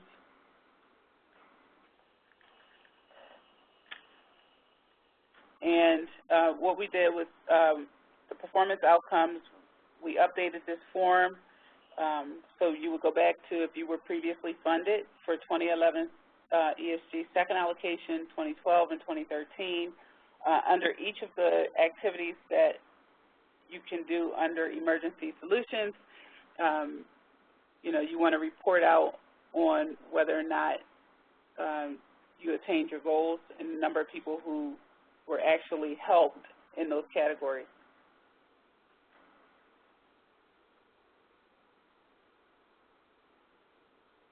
Okay, the next one has staff sufficient. You have staff, adequate staff to implement the proposed program or has a reasonable plan to increase the staff as needed. You need to ensure that you provide that information. And then the things that we're looking at is the administration of the contract and this intake, case management, habitability inspection, lead-based paint inspection, and contract management. So each of those is 1 point, but you have to indicate it in your application. If you've had previous ESG contracts, we're given points for if you completed your contract on time, you met your beneficiary goals, you met your construction deadlines, if you expended all of your allocated funding or returned it 6 months before the contract was over, or if over 60% of your contract was spent on rapid rehousing. We're also looking at whether or not, for previous contracts, if you met your previous ESG and fiscal status report reporting, you've done your quarterly invoicing, closeout deadlines, you met those, whether you attended DCED trainings, and if you met the 50% expenditure requirement. On the next page is, on page 20, is the program design form. So we're giving 5 points for defines local need with the PIC count, bed nights, waiting list, and or community event that causes homelessness. If you're targeting, does the application target chronic homelessness, veterans, youth, and domestic violence? You'll get 2 points for chronic homelessness and 1 point for all the other populations targeted. If you have an assessment, you should have an assessment tool that's detailed and comprehensive to include all services that a client may need and or receive. So whether that's housing, employment, transportation, medical, all of that should be included in your assessment tool. Your case management description should meet the requirement of the requested category, whether it's rapid rehousing or homeless prevention, or even if it's essential services under shelter operations, it should meet the requirement. You get up to 5 points on that. If you're providing case management after the client achieves stability, that's not a requirement, but if you're doing it, then we're going to give you points. Also, if you define clearly how the client reaches stability, and the stability is not determined by them like reaching a goal or like, I'm sorry, it is determined by reaching goals. It's instead of a set dollar amount or the number of months that they've been in the program. We want to see that the client is actually reaching goals there, and that your definition of stability is in working with the client so that they can achieve stability. Also, when you're doing your program design, client financial assistance is adjusted according to need and not a set allocation. You'll get up to 5 points for that. And that goes back to what I was talking about when I said, you know, give yourself some flexibility in how you write your application, because if you limit the clients to a certain month, then they may not achieve stability during that time. So you want to be able to provide them with assistance until they meet their goals and become stable. ESG is providing assistance under the Uniform Relocation Assistance. That's 10 points if you're doing that. Then the last one under program design is the whether or not you have a residency requirement. So if you have a requirement, then you get less points. So what we did is if there's no requirement, you get 5 points. Up to 24 hours, you get 4 points, et cetera, and you can see how it breaks down. But if you go to page 17, we have here a residency requirement. If we have some information about the residency requirement. So, and you can, I won't read that to you. You can read it. If you have any questions, just let me know. Under timeliness, back on page 20, under timeliness, does the applicant have staff and vendors in place to immediately start the program after the award? If you do, you get 5 points. If you don't, you get 0 points. I mean, we want to see that you can actually start the program and not start it 6 months after we give you funding. Does the applicant show an understanding of how the funds will be distributed over the grant period? As I stated earlier, it's a 2-year program. You need to ensure that you're accounting for, in terms of your request, that you're accounting for funds to cover the entire 2-year period. So you'll get extra points for that. And does the applicant use rapid rehousing funds for families with children? If yes, you get 10 points. If no, you get 0 points. If you don't include it in your application, we don't know. And then under coordination is a total of 35 points. 15 points go to the continuum of care on the other form that I showed you, where they would provide us with information. You get up to 10 points for linkages to mainstream resources. The more resources you list, the more points you get. If you're using HMIS for existing shelters or other homelessness programs, you get 5 points. If you're not using HMIS, even if you're using another comparable database, you will not get any points. If you're providing a unified program, a unified ESG program covering every activity that is allowable, and you're showing coordination between those activities, you can get up to 10 points. If you're only doing 3 of the activities, you get 7 points. If you're just doing rapid rehousing and homeless prevention, you get 2 points. Some agencies only want to do homeless prevention. You get 1 point. So the total number of points under here would be 205 points maximum that you can get. And this is how we'll be scoring the applications. So you want to make sure that you're writing it to include, and you look at this evaluation criteria and make sure that you're not cheating yourself when you write your application and not include the information. And you want to be very succinct, and you just want to provide the information that we're asking you for. I'm from the school that less is more, as long as it provides all of the information that it needs to have. We don't need to have a whole lot of fluff. Just give us what we're asking for. And I also want to point you to the expenditure deadlines. If you go to page 22 of the application, or 22 of the, you don't have, it's not on the slide actually. It's in the application. I just want to point you to page 22, the required expenditure deadlines. We're expecting you to expend 50% of your award within the first 12 months of the contract. Doesn't matter if you get your contract 5, 6 months into the contract term. We expect you to have 50% of your funds expended by that time frame. We are paying closer attention to that now, especially with our newly funded programs for 2013.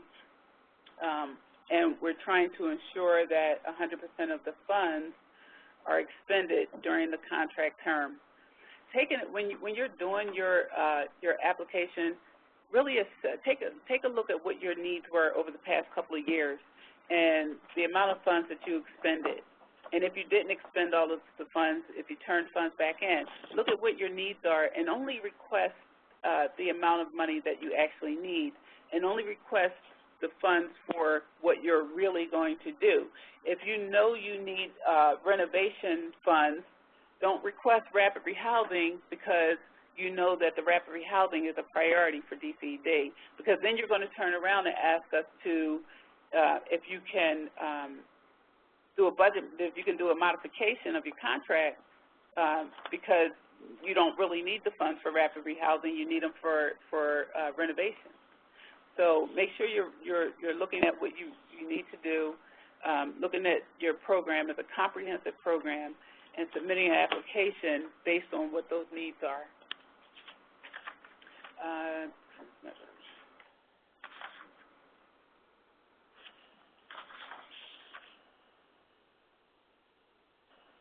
Okay.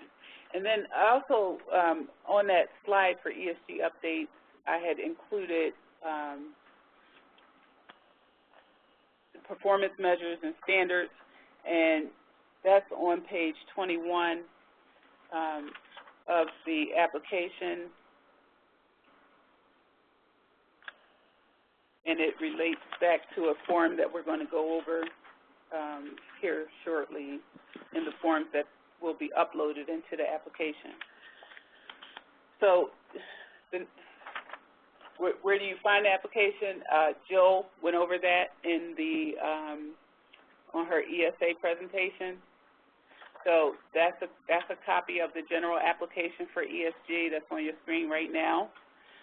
The next page is a copy of the resolution. It can only be signed by the chief elected official, not the executive director of an agency or of the nonprofit or whoever prepared the application. You cannot, it has to be signed by the chief elected official, and this form will be submitted to us. It'll be uploaded into the application, but then this is one of the 3 items that you'll be sending separately. The next is the ESG Statement of Assurances. This is just a modified version of the Statement of Assurances, and basically you're agreeing to all of the assurances of the ESG program. So I'm going to turn it over to Mike Kelly and Stacy Hawthorne. They're going to go over the forms for you. Mike is okay. The first form is the management standard form. As you see in Section A, applications must attach an organizational chart of the departments, agencies, or third party who will be involved in the management of the ESG program. That is attachment A, so that will be attached as attachment A. Section B is your capacity and your experience related to proposing the activities. So list programs that are similar or relevant to the ESG. List the most recent and then work yourself back. Add as much detail as you can to this to give us an idea of your capacity to run the entire program. Page 2 is list your current staff members and their experience and their qualifications. Years of employment, approximate hours they will work on the program itself. Note there in Section C, if you are administrating rental assistance, inspection housing units for both lead-based paint and habitability, make sure you attach a copy of the inspection form that you are using. And Section D is a listing of your performance outcomes in all your different sections. Also note there on Section E, you need to, as attachment E, attach your conflict of interest policy.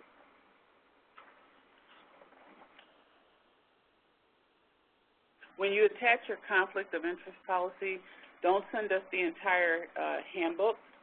Just send us the blurb in there that is the policy.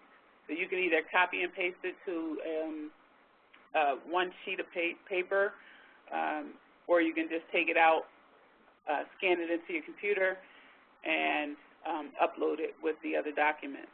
But not the whole book, just the one page.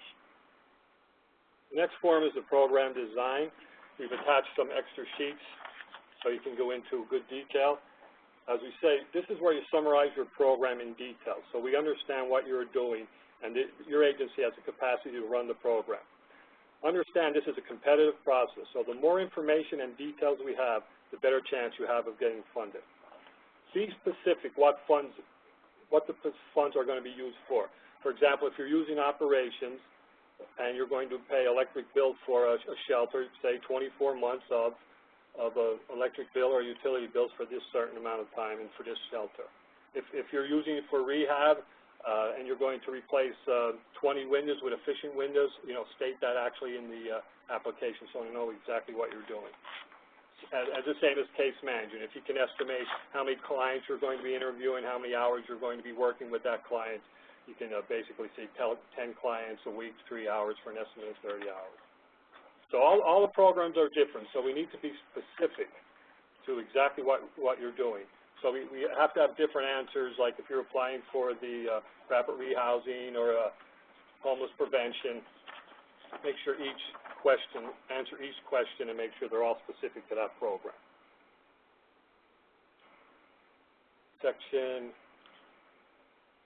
Your assessment tool on Section C, make sure as attachment C, you can apply your form that you use with your case managers in your interview process and your assessment process.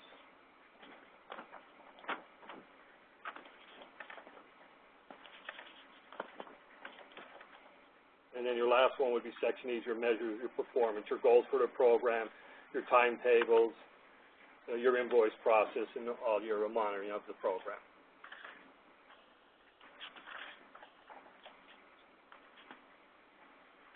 I'm going to turn it over now to Stacy. Okay, the next form will be your timeliness form. On this form, you should show the number of persons you expect to serve for each type of assistance in ESG as well as your match funds. If you have rental assistance, you must have service costs. That's because every person that's receiving rental assistance must receive case management. Now, in the past, this has been an error for a lot of our grantees, and they have not been including the service costs when they are putting down for rental assistance. So when you're providing the number of persons for rental assistance, make sure you have service costs. And if you have service costs, again, you must do habitability, because if you're providing services to the client, you're working with them so that they can remain in their home, and so you have to do habitability on that. Okay, so again, this form is for the number of persons, and then the next form, the next page, is for based on the dollar amount. And this form should show the drawdown for each quarter. Now, the dollar amounts, they shouldn't be equal. It should be a bell curve. The first drawdown shouldn't be a large amount, but each quarter should gradually increase and then decrease as you get to the last drawdown or, to the end of the contract period. And then the next form is your coordination of services. The first part should be the agencies that are going to be active in the program. This section should show who is going to help run the program. If it's only going to be the grantee, then that's all we should see in this first section. The second section are all the resources who will be bringing but not paid, but assist in helping with ESG, helping the client. There should be a lot of resources in this part, and there is an extra page in the application if needed. The third section is for HMIS. Are you reporting in HMIS, or do you have your own system to track your data? And again, I think Madra mentioned earlier, if it's for domestic violence, you're not required to report in HMIS, but you should send their own data.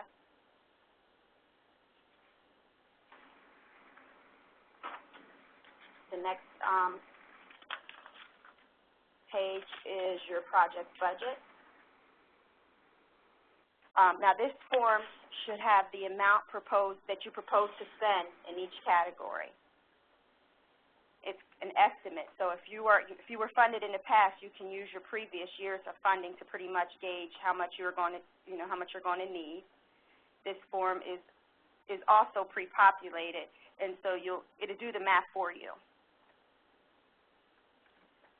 So you will just plug in the numbers in each line item and the total to the bottom. This also includes with your match as well. And then the next one is your project budget narrative. Now, we expect you to provide detail based on the information you gave in your project budget. You must be consistent with the amount you're requesting. On the previous page also, there's a sample at the bottom on, how to fill out the details in the narrative section. And also, again, you must show your match on the narrative as well. Now, to remember, your match has to be 100%.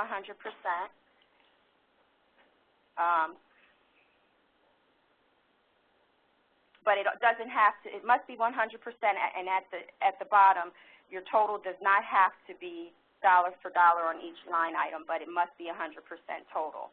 I think Madge explained that earlier. If you're using funds for the ESG in a certain category, it doesn't necessarily have to be in the same line item as match, but it should at the bottom be 100% match of what you're asking for ESG.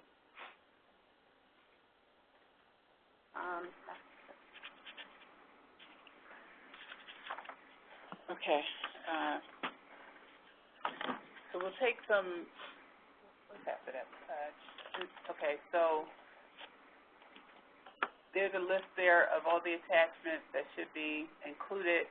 You want to add on to that the occupancy permit for if you're applying for a shelter fund. If you don't have those forms included with your application, then the application will be considered incomplete. There's some additional resources available for you. I would recommend you spend some time looking through our resource library. The link is there on the PowerPoint for your reference. It has guidance up there as well as other webinars, information related to the ESG program. And it's also, here's another link for some additional resources, HUD stuff. And if you have any questions about the program or the application process, program-related information, then you may contact one of the three of us, myself, Stacy, or Mike Kelly. We will, okay, so in terms of IDIS, environmental reviews, and HMIS, there are the names of the people that you would contact for those listed up there as well.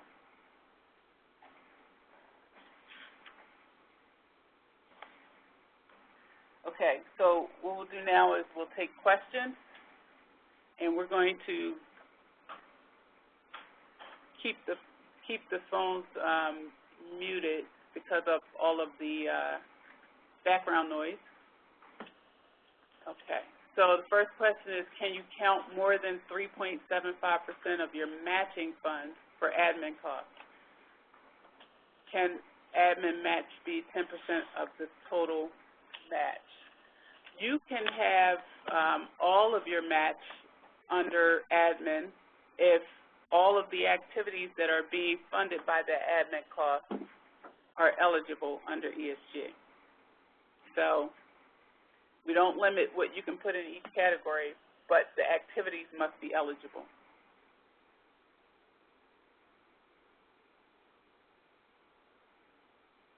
Okay, so the next question is, okay, what documentation would you need to show that the person has no other resources with which to obtain housing? And this is related to the comment that I made regarding HUD coming out to monitor.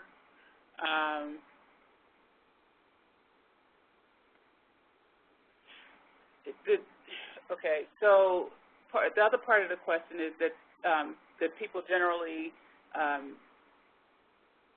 don't share information. You have to document your efforts to collect the information. You have to document that you have that you've tried to reach out. Like when you have a client in there going through the intake process, you're asking them if they have family resources. You do your assessment. You have to document in your files, in your case notes, that this person that you went through, whatever your process is of doing your intake, and that you've identified that the person does not have any additional resources. Of course, a client can come in and they can have a bank account and have money in the account and you not know. You have no way of knowing that unless they tell you. But you have to document that you made every effort to obtain information about family, financial background, et cetera, to ensure that prior to you assisting the client that they had no other resources.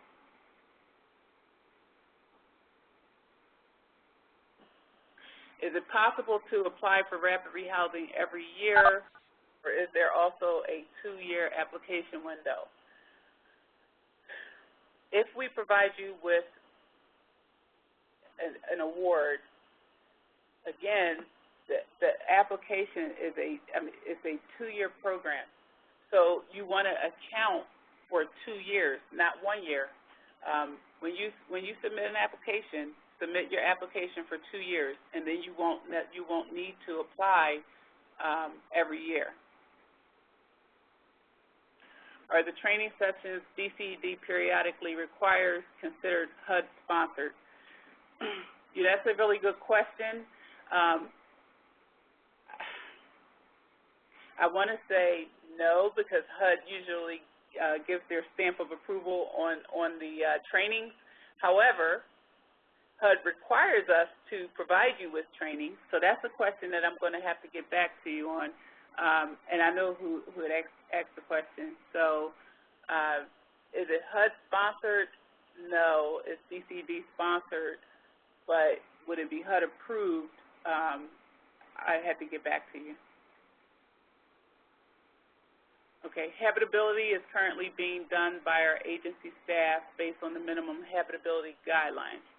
I was informed that a higher level of guidelines are to be used, such as using an outside inspector. Is this the case? Okay. HUD says no, but DCED says yes. Okay, so here's the thing. If you have someone in your agency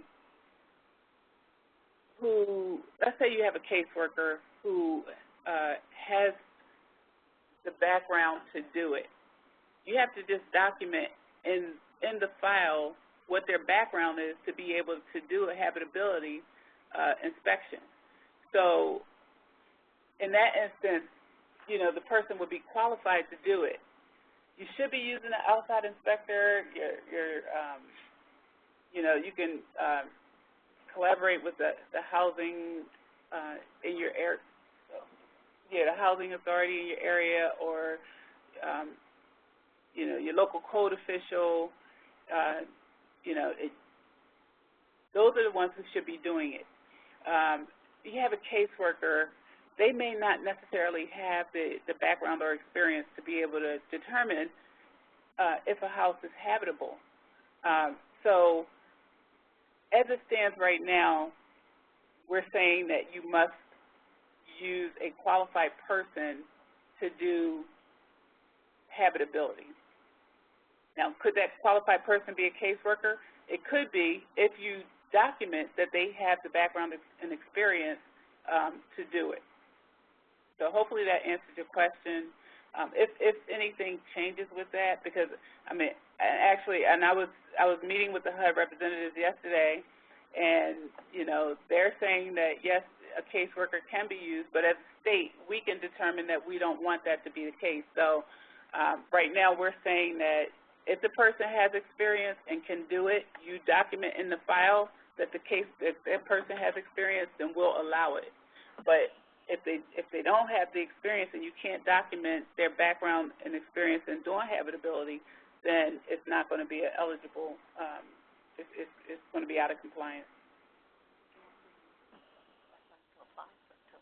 Right. If if you need to use an outside inspector, code official, et cetera, you can use the ESG funds. You just have to include it in your application as an expense, and it will go under the category, whether it's you're doing it for rapid rehousing or homeless prevention, you would include that expense under that category. If you are required to have an outside inspector, what do you do with the homeless person while you are waiting for the inspection to occur? In rural areas, you don't have a shelter to put the person or family in. Also, our inspectors have been doing inspections for over 2 years. Okay, if your inspectors have been doing inspections for over 2 years and they have the credentials to do it, you just put it in the file, document it in the file for the client that you could put it in one of two places. You could either put it in the client's file and every time you do an inspection, you put it in a client's file, or you can put it in the program file that we review, and that this is the inspector who's doing your habitability, and put their credentials in there as well.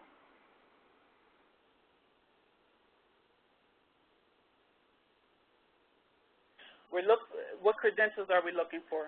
We're looking for, if it's a local code official, you want to document it's the local code official. If you're using someone from the housing authority, then you want to document that it's a person at the housing authority, not the secretary, but someone who is qualified to do the habitability.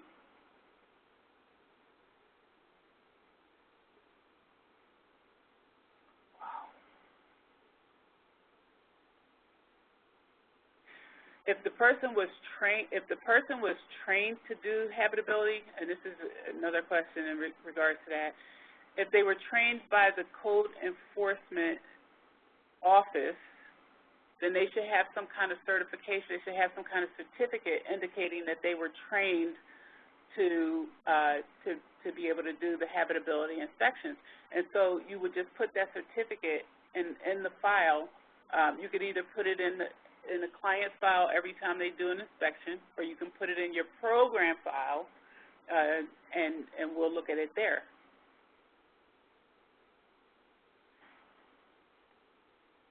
If there's not a shelter in the county, can we apply for shelter funds for motel, hotel vouchers to house the client until permanent housing is located?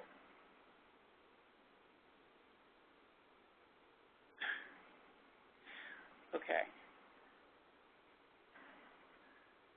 I'd like to address that one offline, because to me it looks like there's a bigger issue. We do approve hotel vouchers, but that would not be the first course of action. So whoever asked that question, I want to ask you to contact me so we can discuss that further offline. Can a county submit more than one ESG application? You can, yes. You can submit more than one ESG application.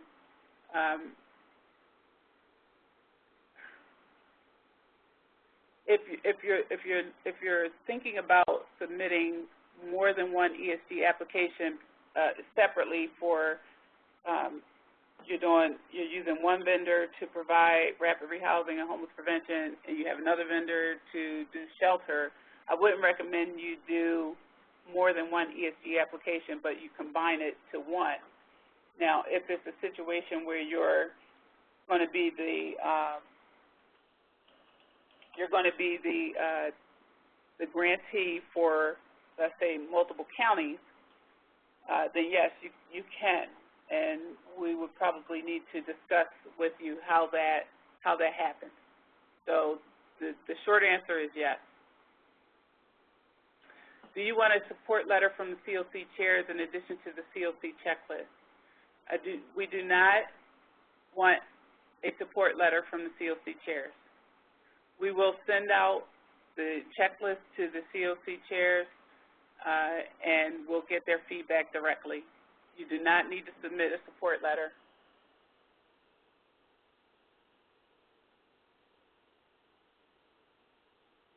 Skip that one. Let's go back to we'll go back to that one. If we design our rapid rehousing program to be a 2-year program, may we apply every year if we meet the 50% spending threshold requirement? You can apply as many times as you want. It doesn't mean that the application is going to be approved. So, can you apply? Yes. The only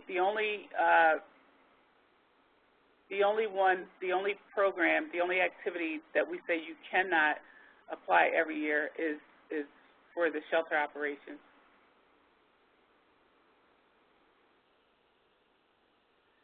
When we reference occupancy permit, do you mean your habitability certification or an occupancy permit issued by municipality where the shelter is located? The occupancy permit issued by the municipality where the shelter is located. That is what we want. What level of training would you require the code enforcement officer to do with the case manager? Would training from a housing authority inspector be sufficient?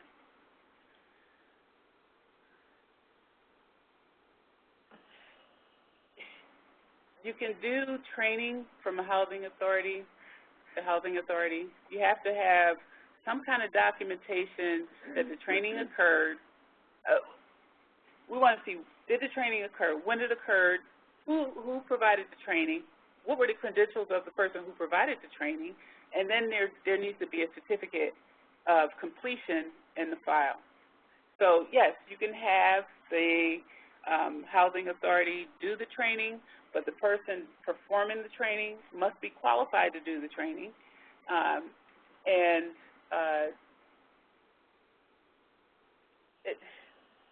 It really should, I mean, if you're going to do it that way, I would just suggest that you open it up so that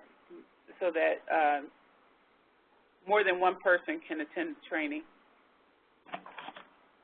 Or there may be surrounding counties where they need to have someone trained, and you can collaborate on that and have the housing inspector do the training for multiple counties.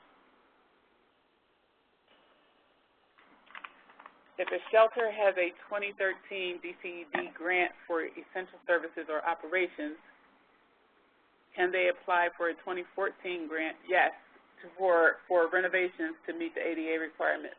Yes, you may. Does CAPER use count as currently using HMIS? I'm not sure I understand that question. Does CAPER use count as currently using HMIS? The CAPER report is something is generated from the data in the HMIS.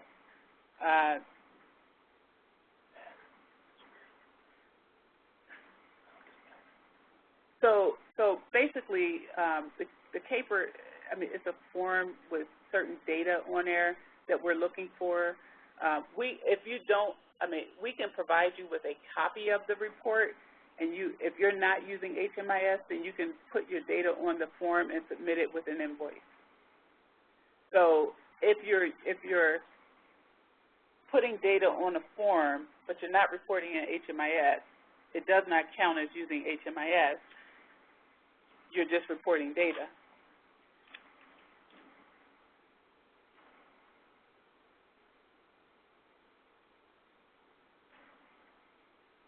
Okay, page 24.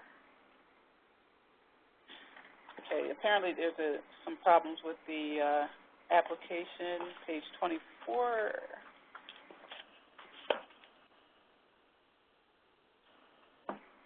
Okay, there's probably going to be some additional. Okay, why don't you tell me? Yeah, we did address that on the application, it says within 12 months of the start of the contract, and actually that is 15 months.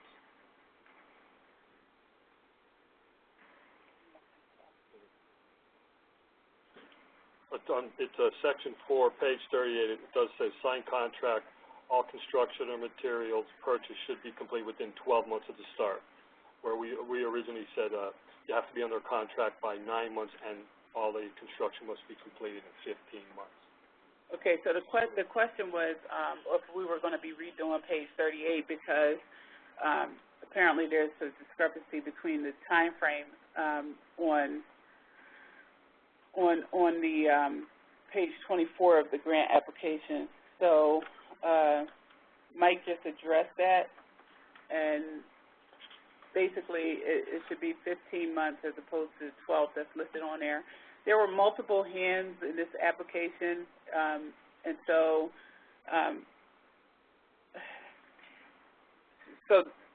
there's some errors in the application because different people had to do things with it. So there's some errors, and we won't be redoing any of the pages of the application. We're providing you with the information now.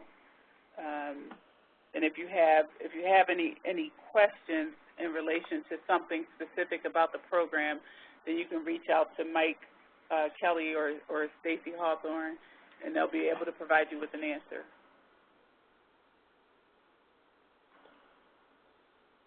Go down, Mike.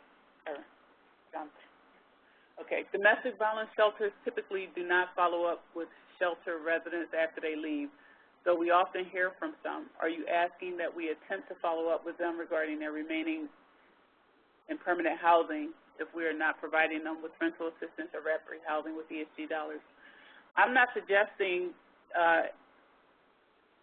that you do anything with your program. You have to do your program the way it works for your area. We're just providing additional points if there is follow-up, but we're not mandating that you do that. Will applications for emergency shelters be required to attach a lead-based paint inspection? We're asking you to attach the habitability. We're asking you to attach the occupancy permit. We didn't ask you to attach the lead-based paint inspection. Because the current contract ends August 20th, please estimate time lapse with projected startup of new ESG.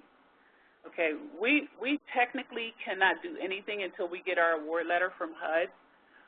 We are getting the applications out now with hopes of being able to provide you with the award letter the day after we get, or provide you with your award letter the day after we get our award letter from HUD.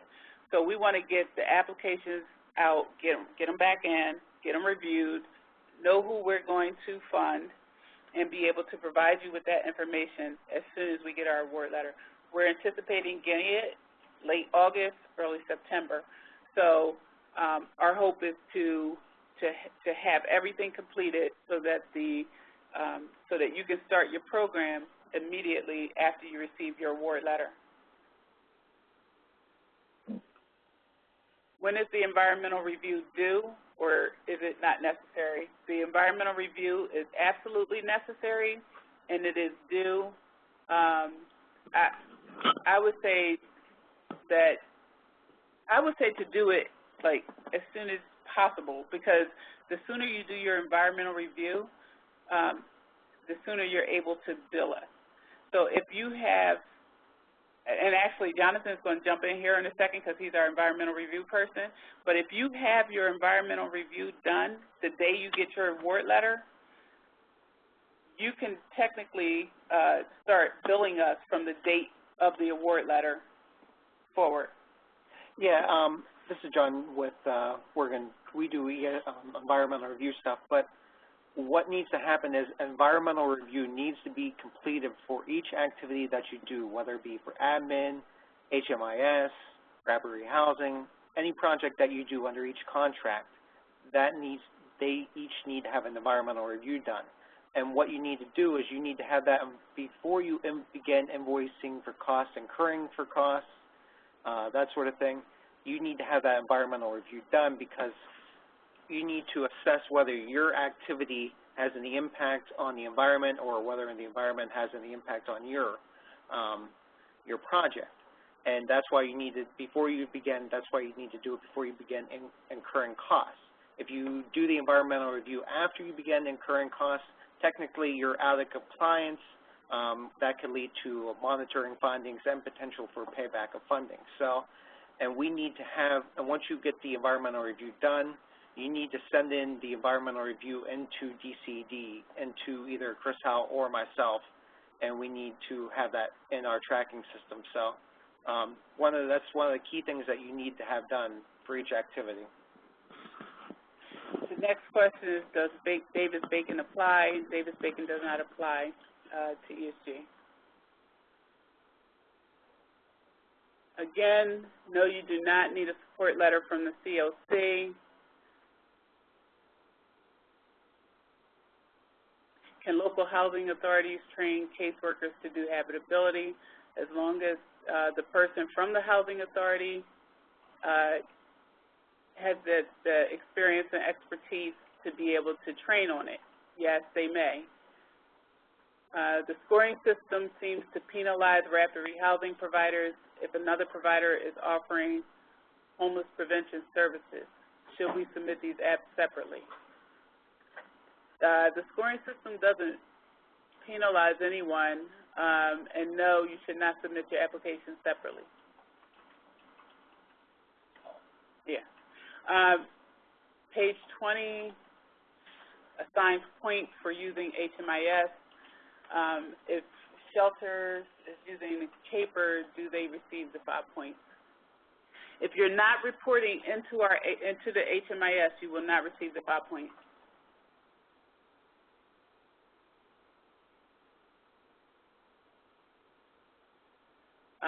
Next question is, what is to be included in the environmental review? That just depends on what type of activity, what type of project you're doing. If you're building a structure, that's going to need a much more further in-depth environmental review as compared to if you're just doing for admin, which can be just completed with a simple exempt status form.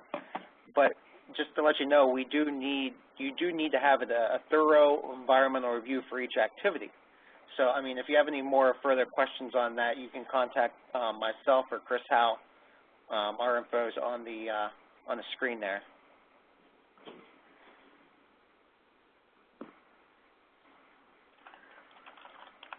Do we have any other questions?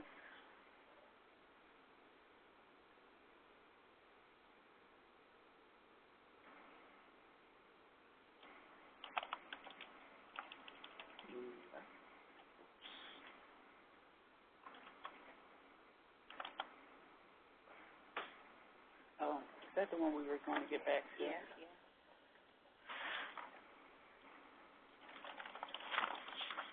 I need that.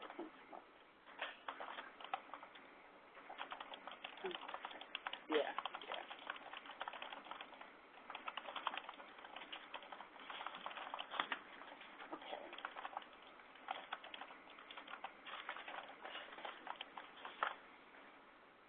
Okay, so the next question is to please address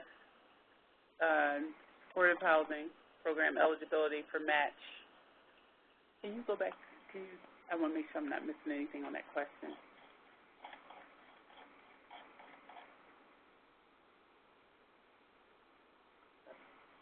Okay, yeah, that's it. Okay. So I'm going to read you this information directly from HUD.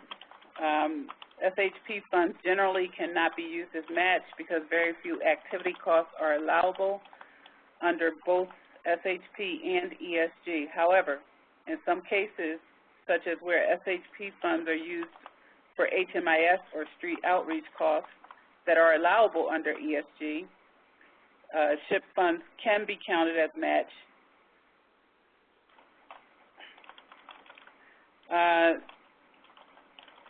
It says, please note, however, that HMIS costs are only eligible to be used as match under ESG if they are eligible under Section 576-107 and allocable to the ESG program, whether charged as direct costs or indirect costs. If the SHP HMIS funds are being used to pay for SHP project data entry, those data entry costs are not allocable to the ESG program, and the funds cannot be used and counted as match.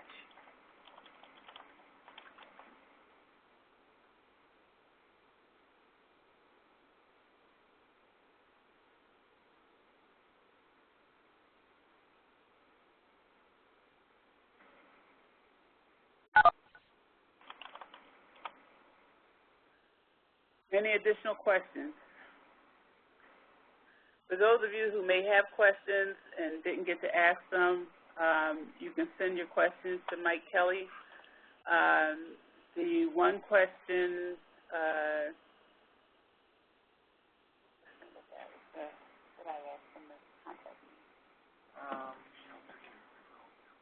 the one question about the shelter, hotel vouchers, I just ask that you contact me directly.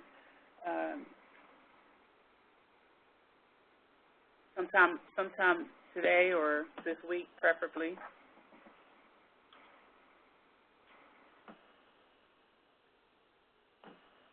Okay, so as it seems, there are no additional questions in relation to the application process. Again, if you have difficulty with submitting your application online in the ESA system, contact our customer service. If you have program-specific questions, then you may contact Mike Kelly or Stacy Hawthorne, and they'll be able to answer your questions. The PowerPoint as well as the recorded presentation will be on our website in our resource library that and we have the link here in the presentation. So if you want to refer back to it, it's available. So thank you all for attending, and good luck with your application.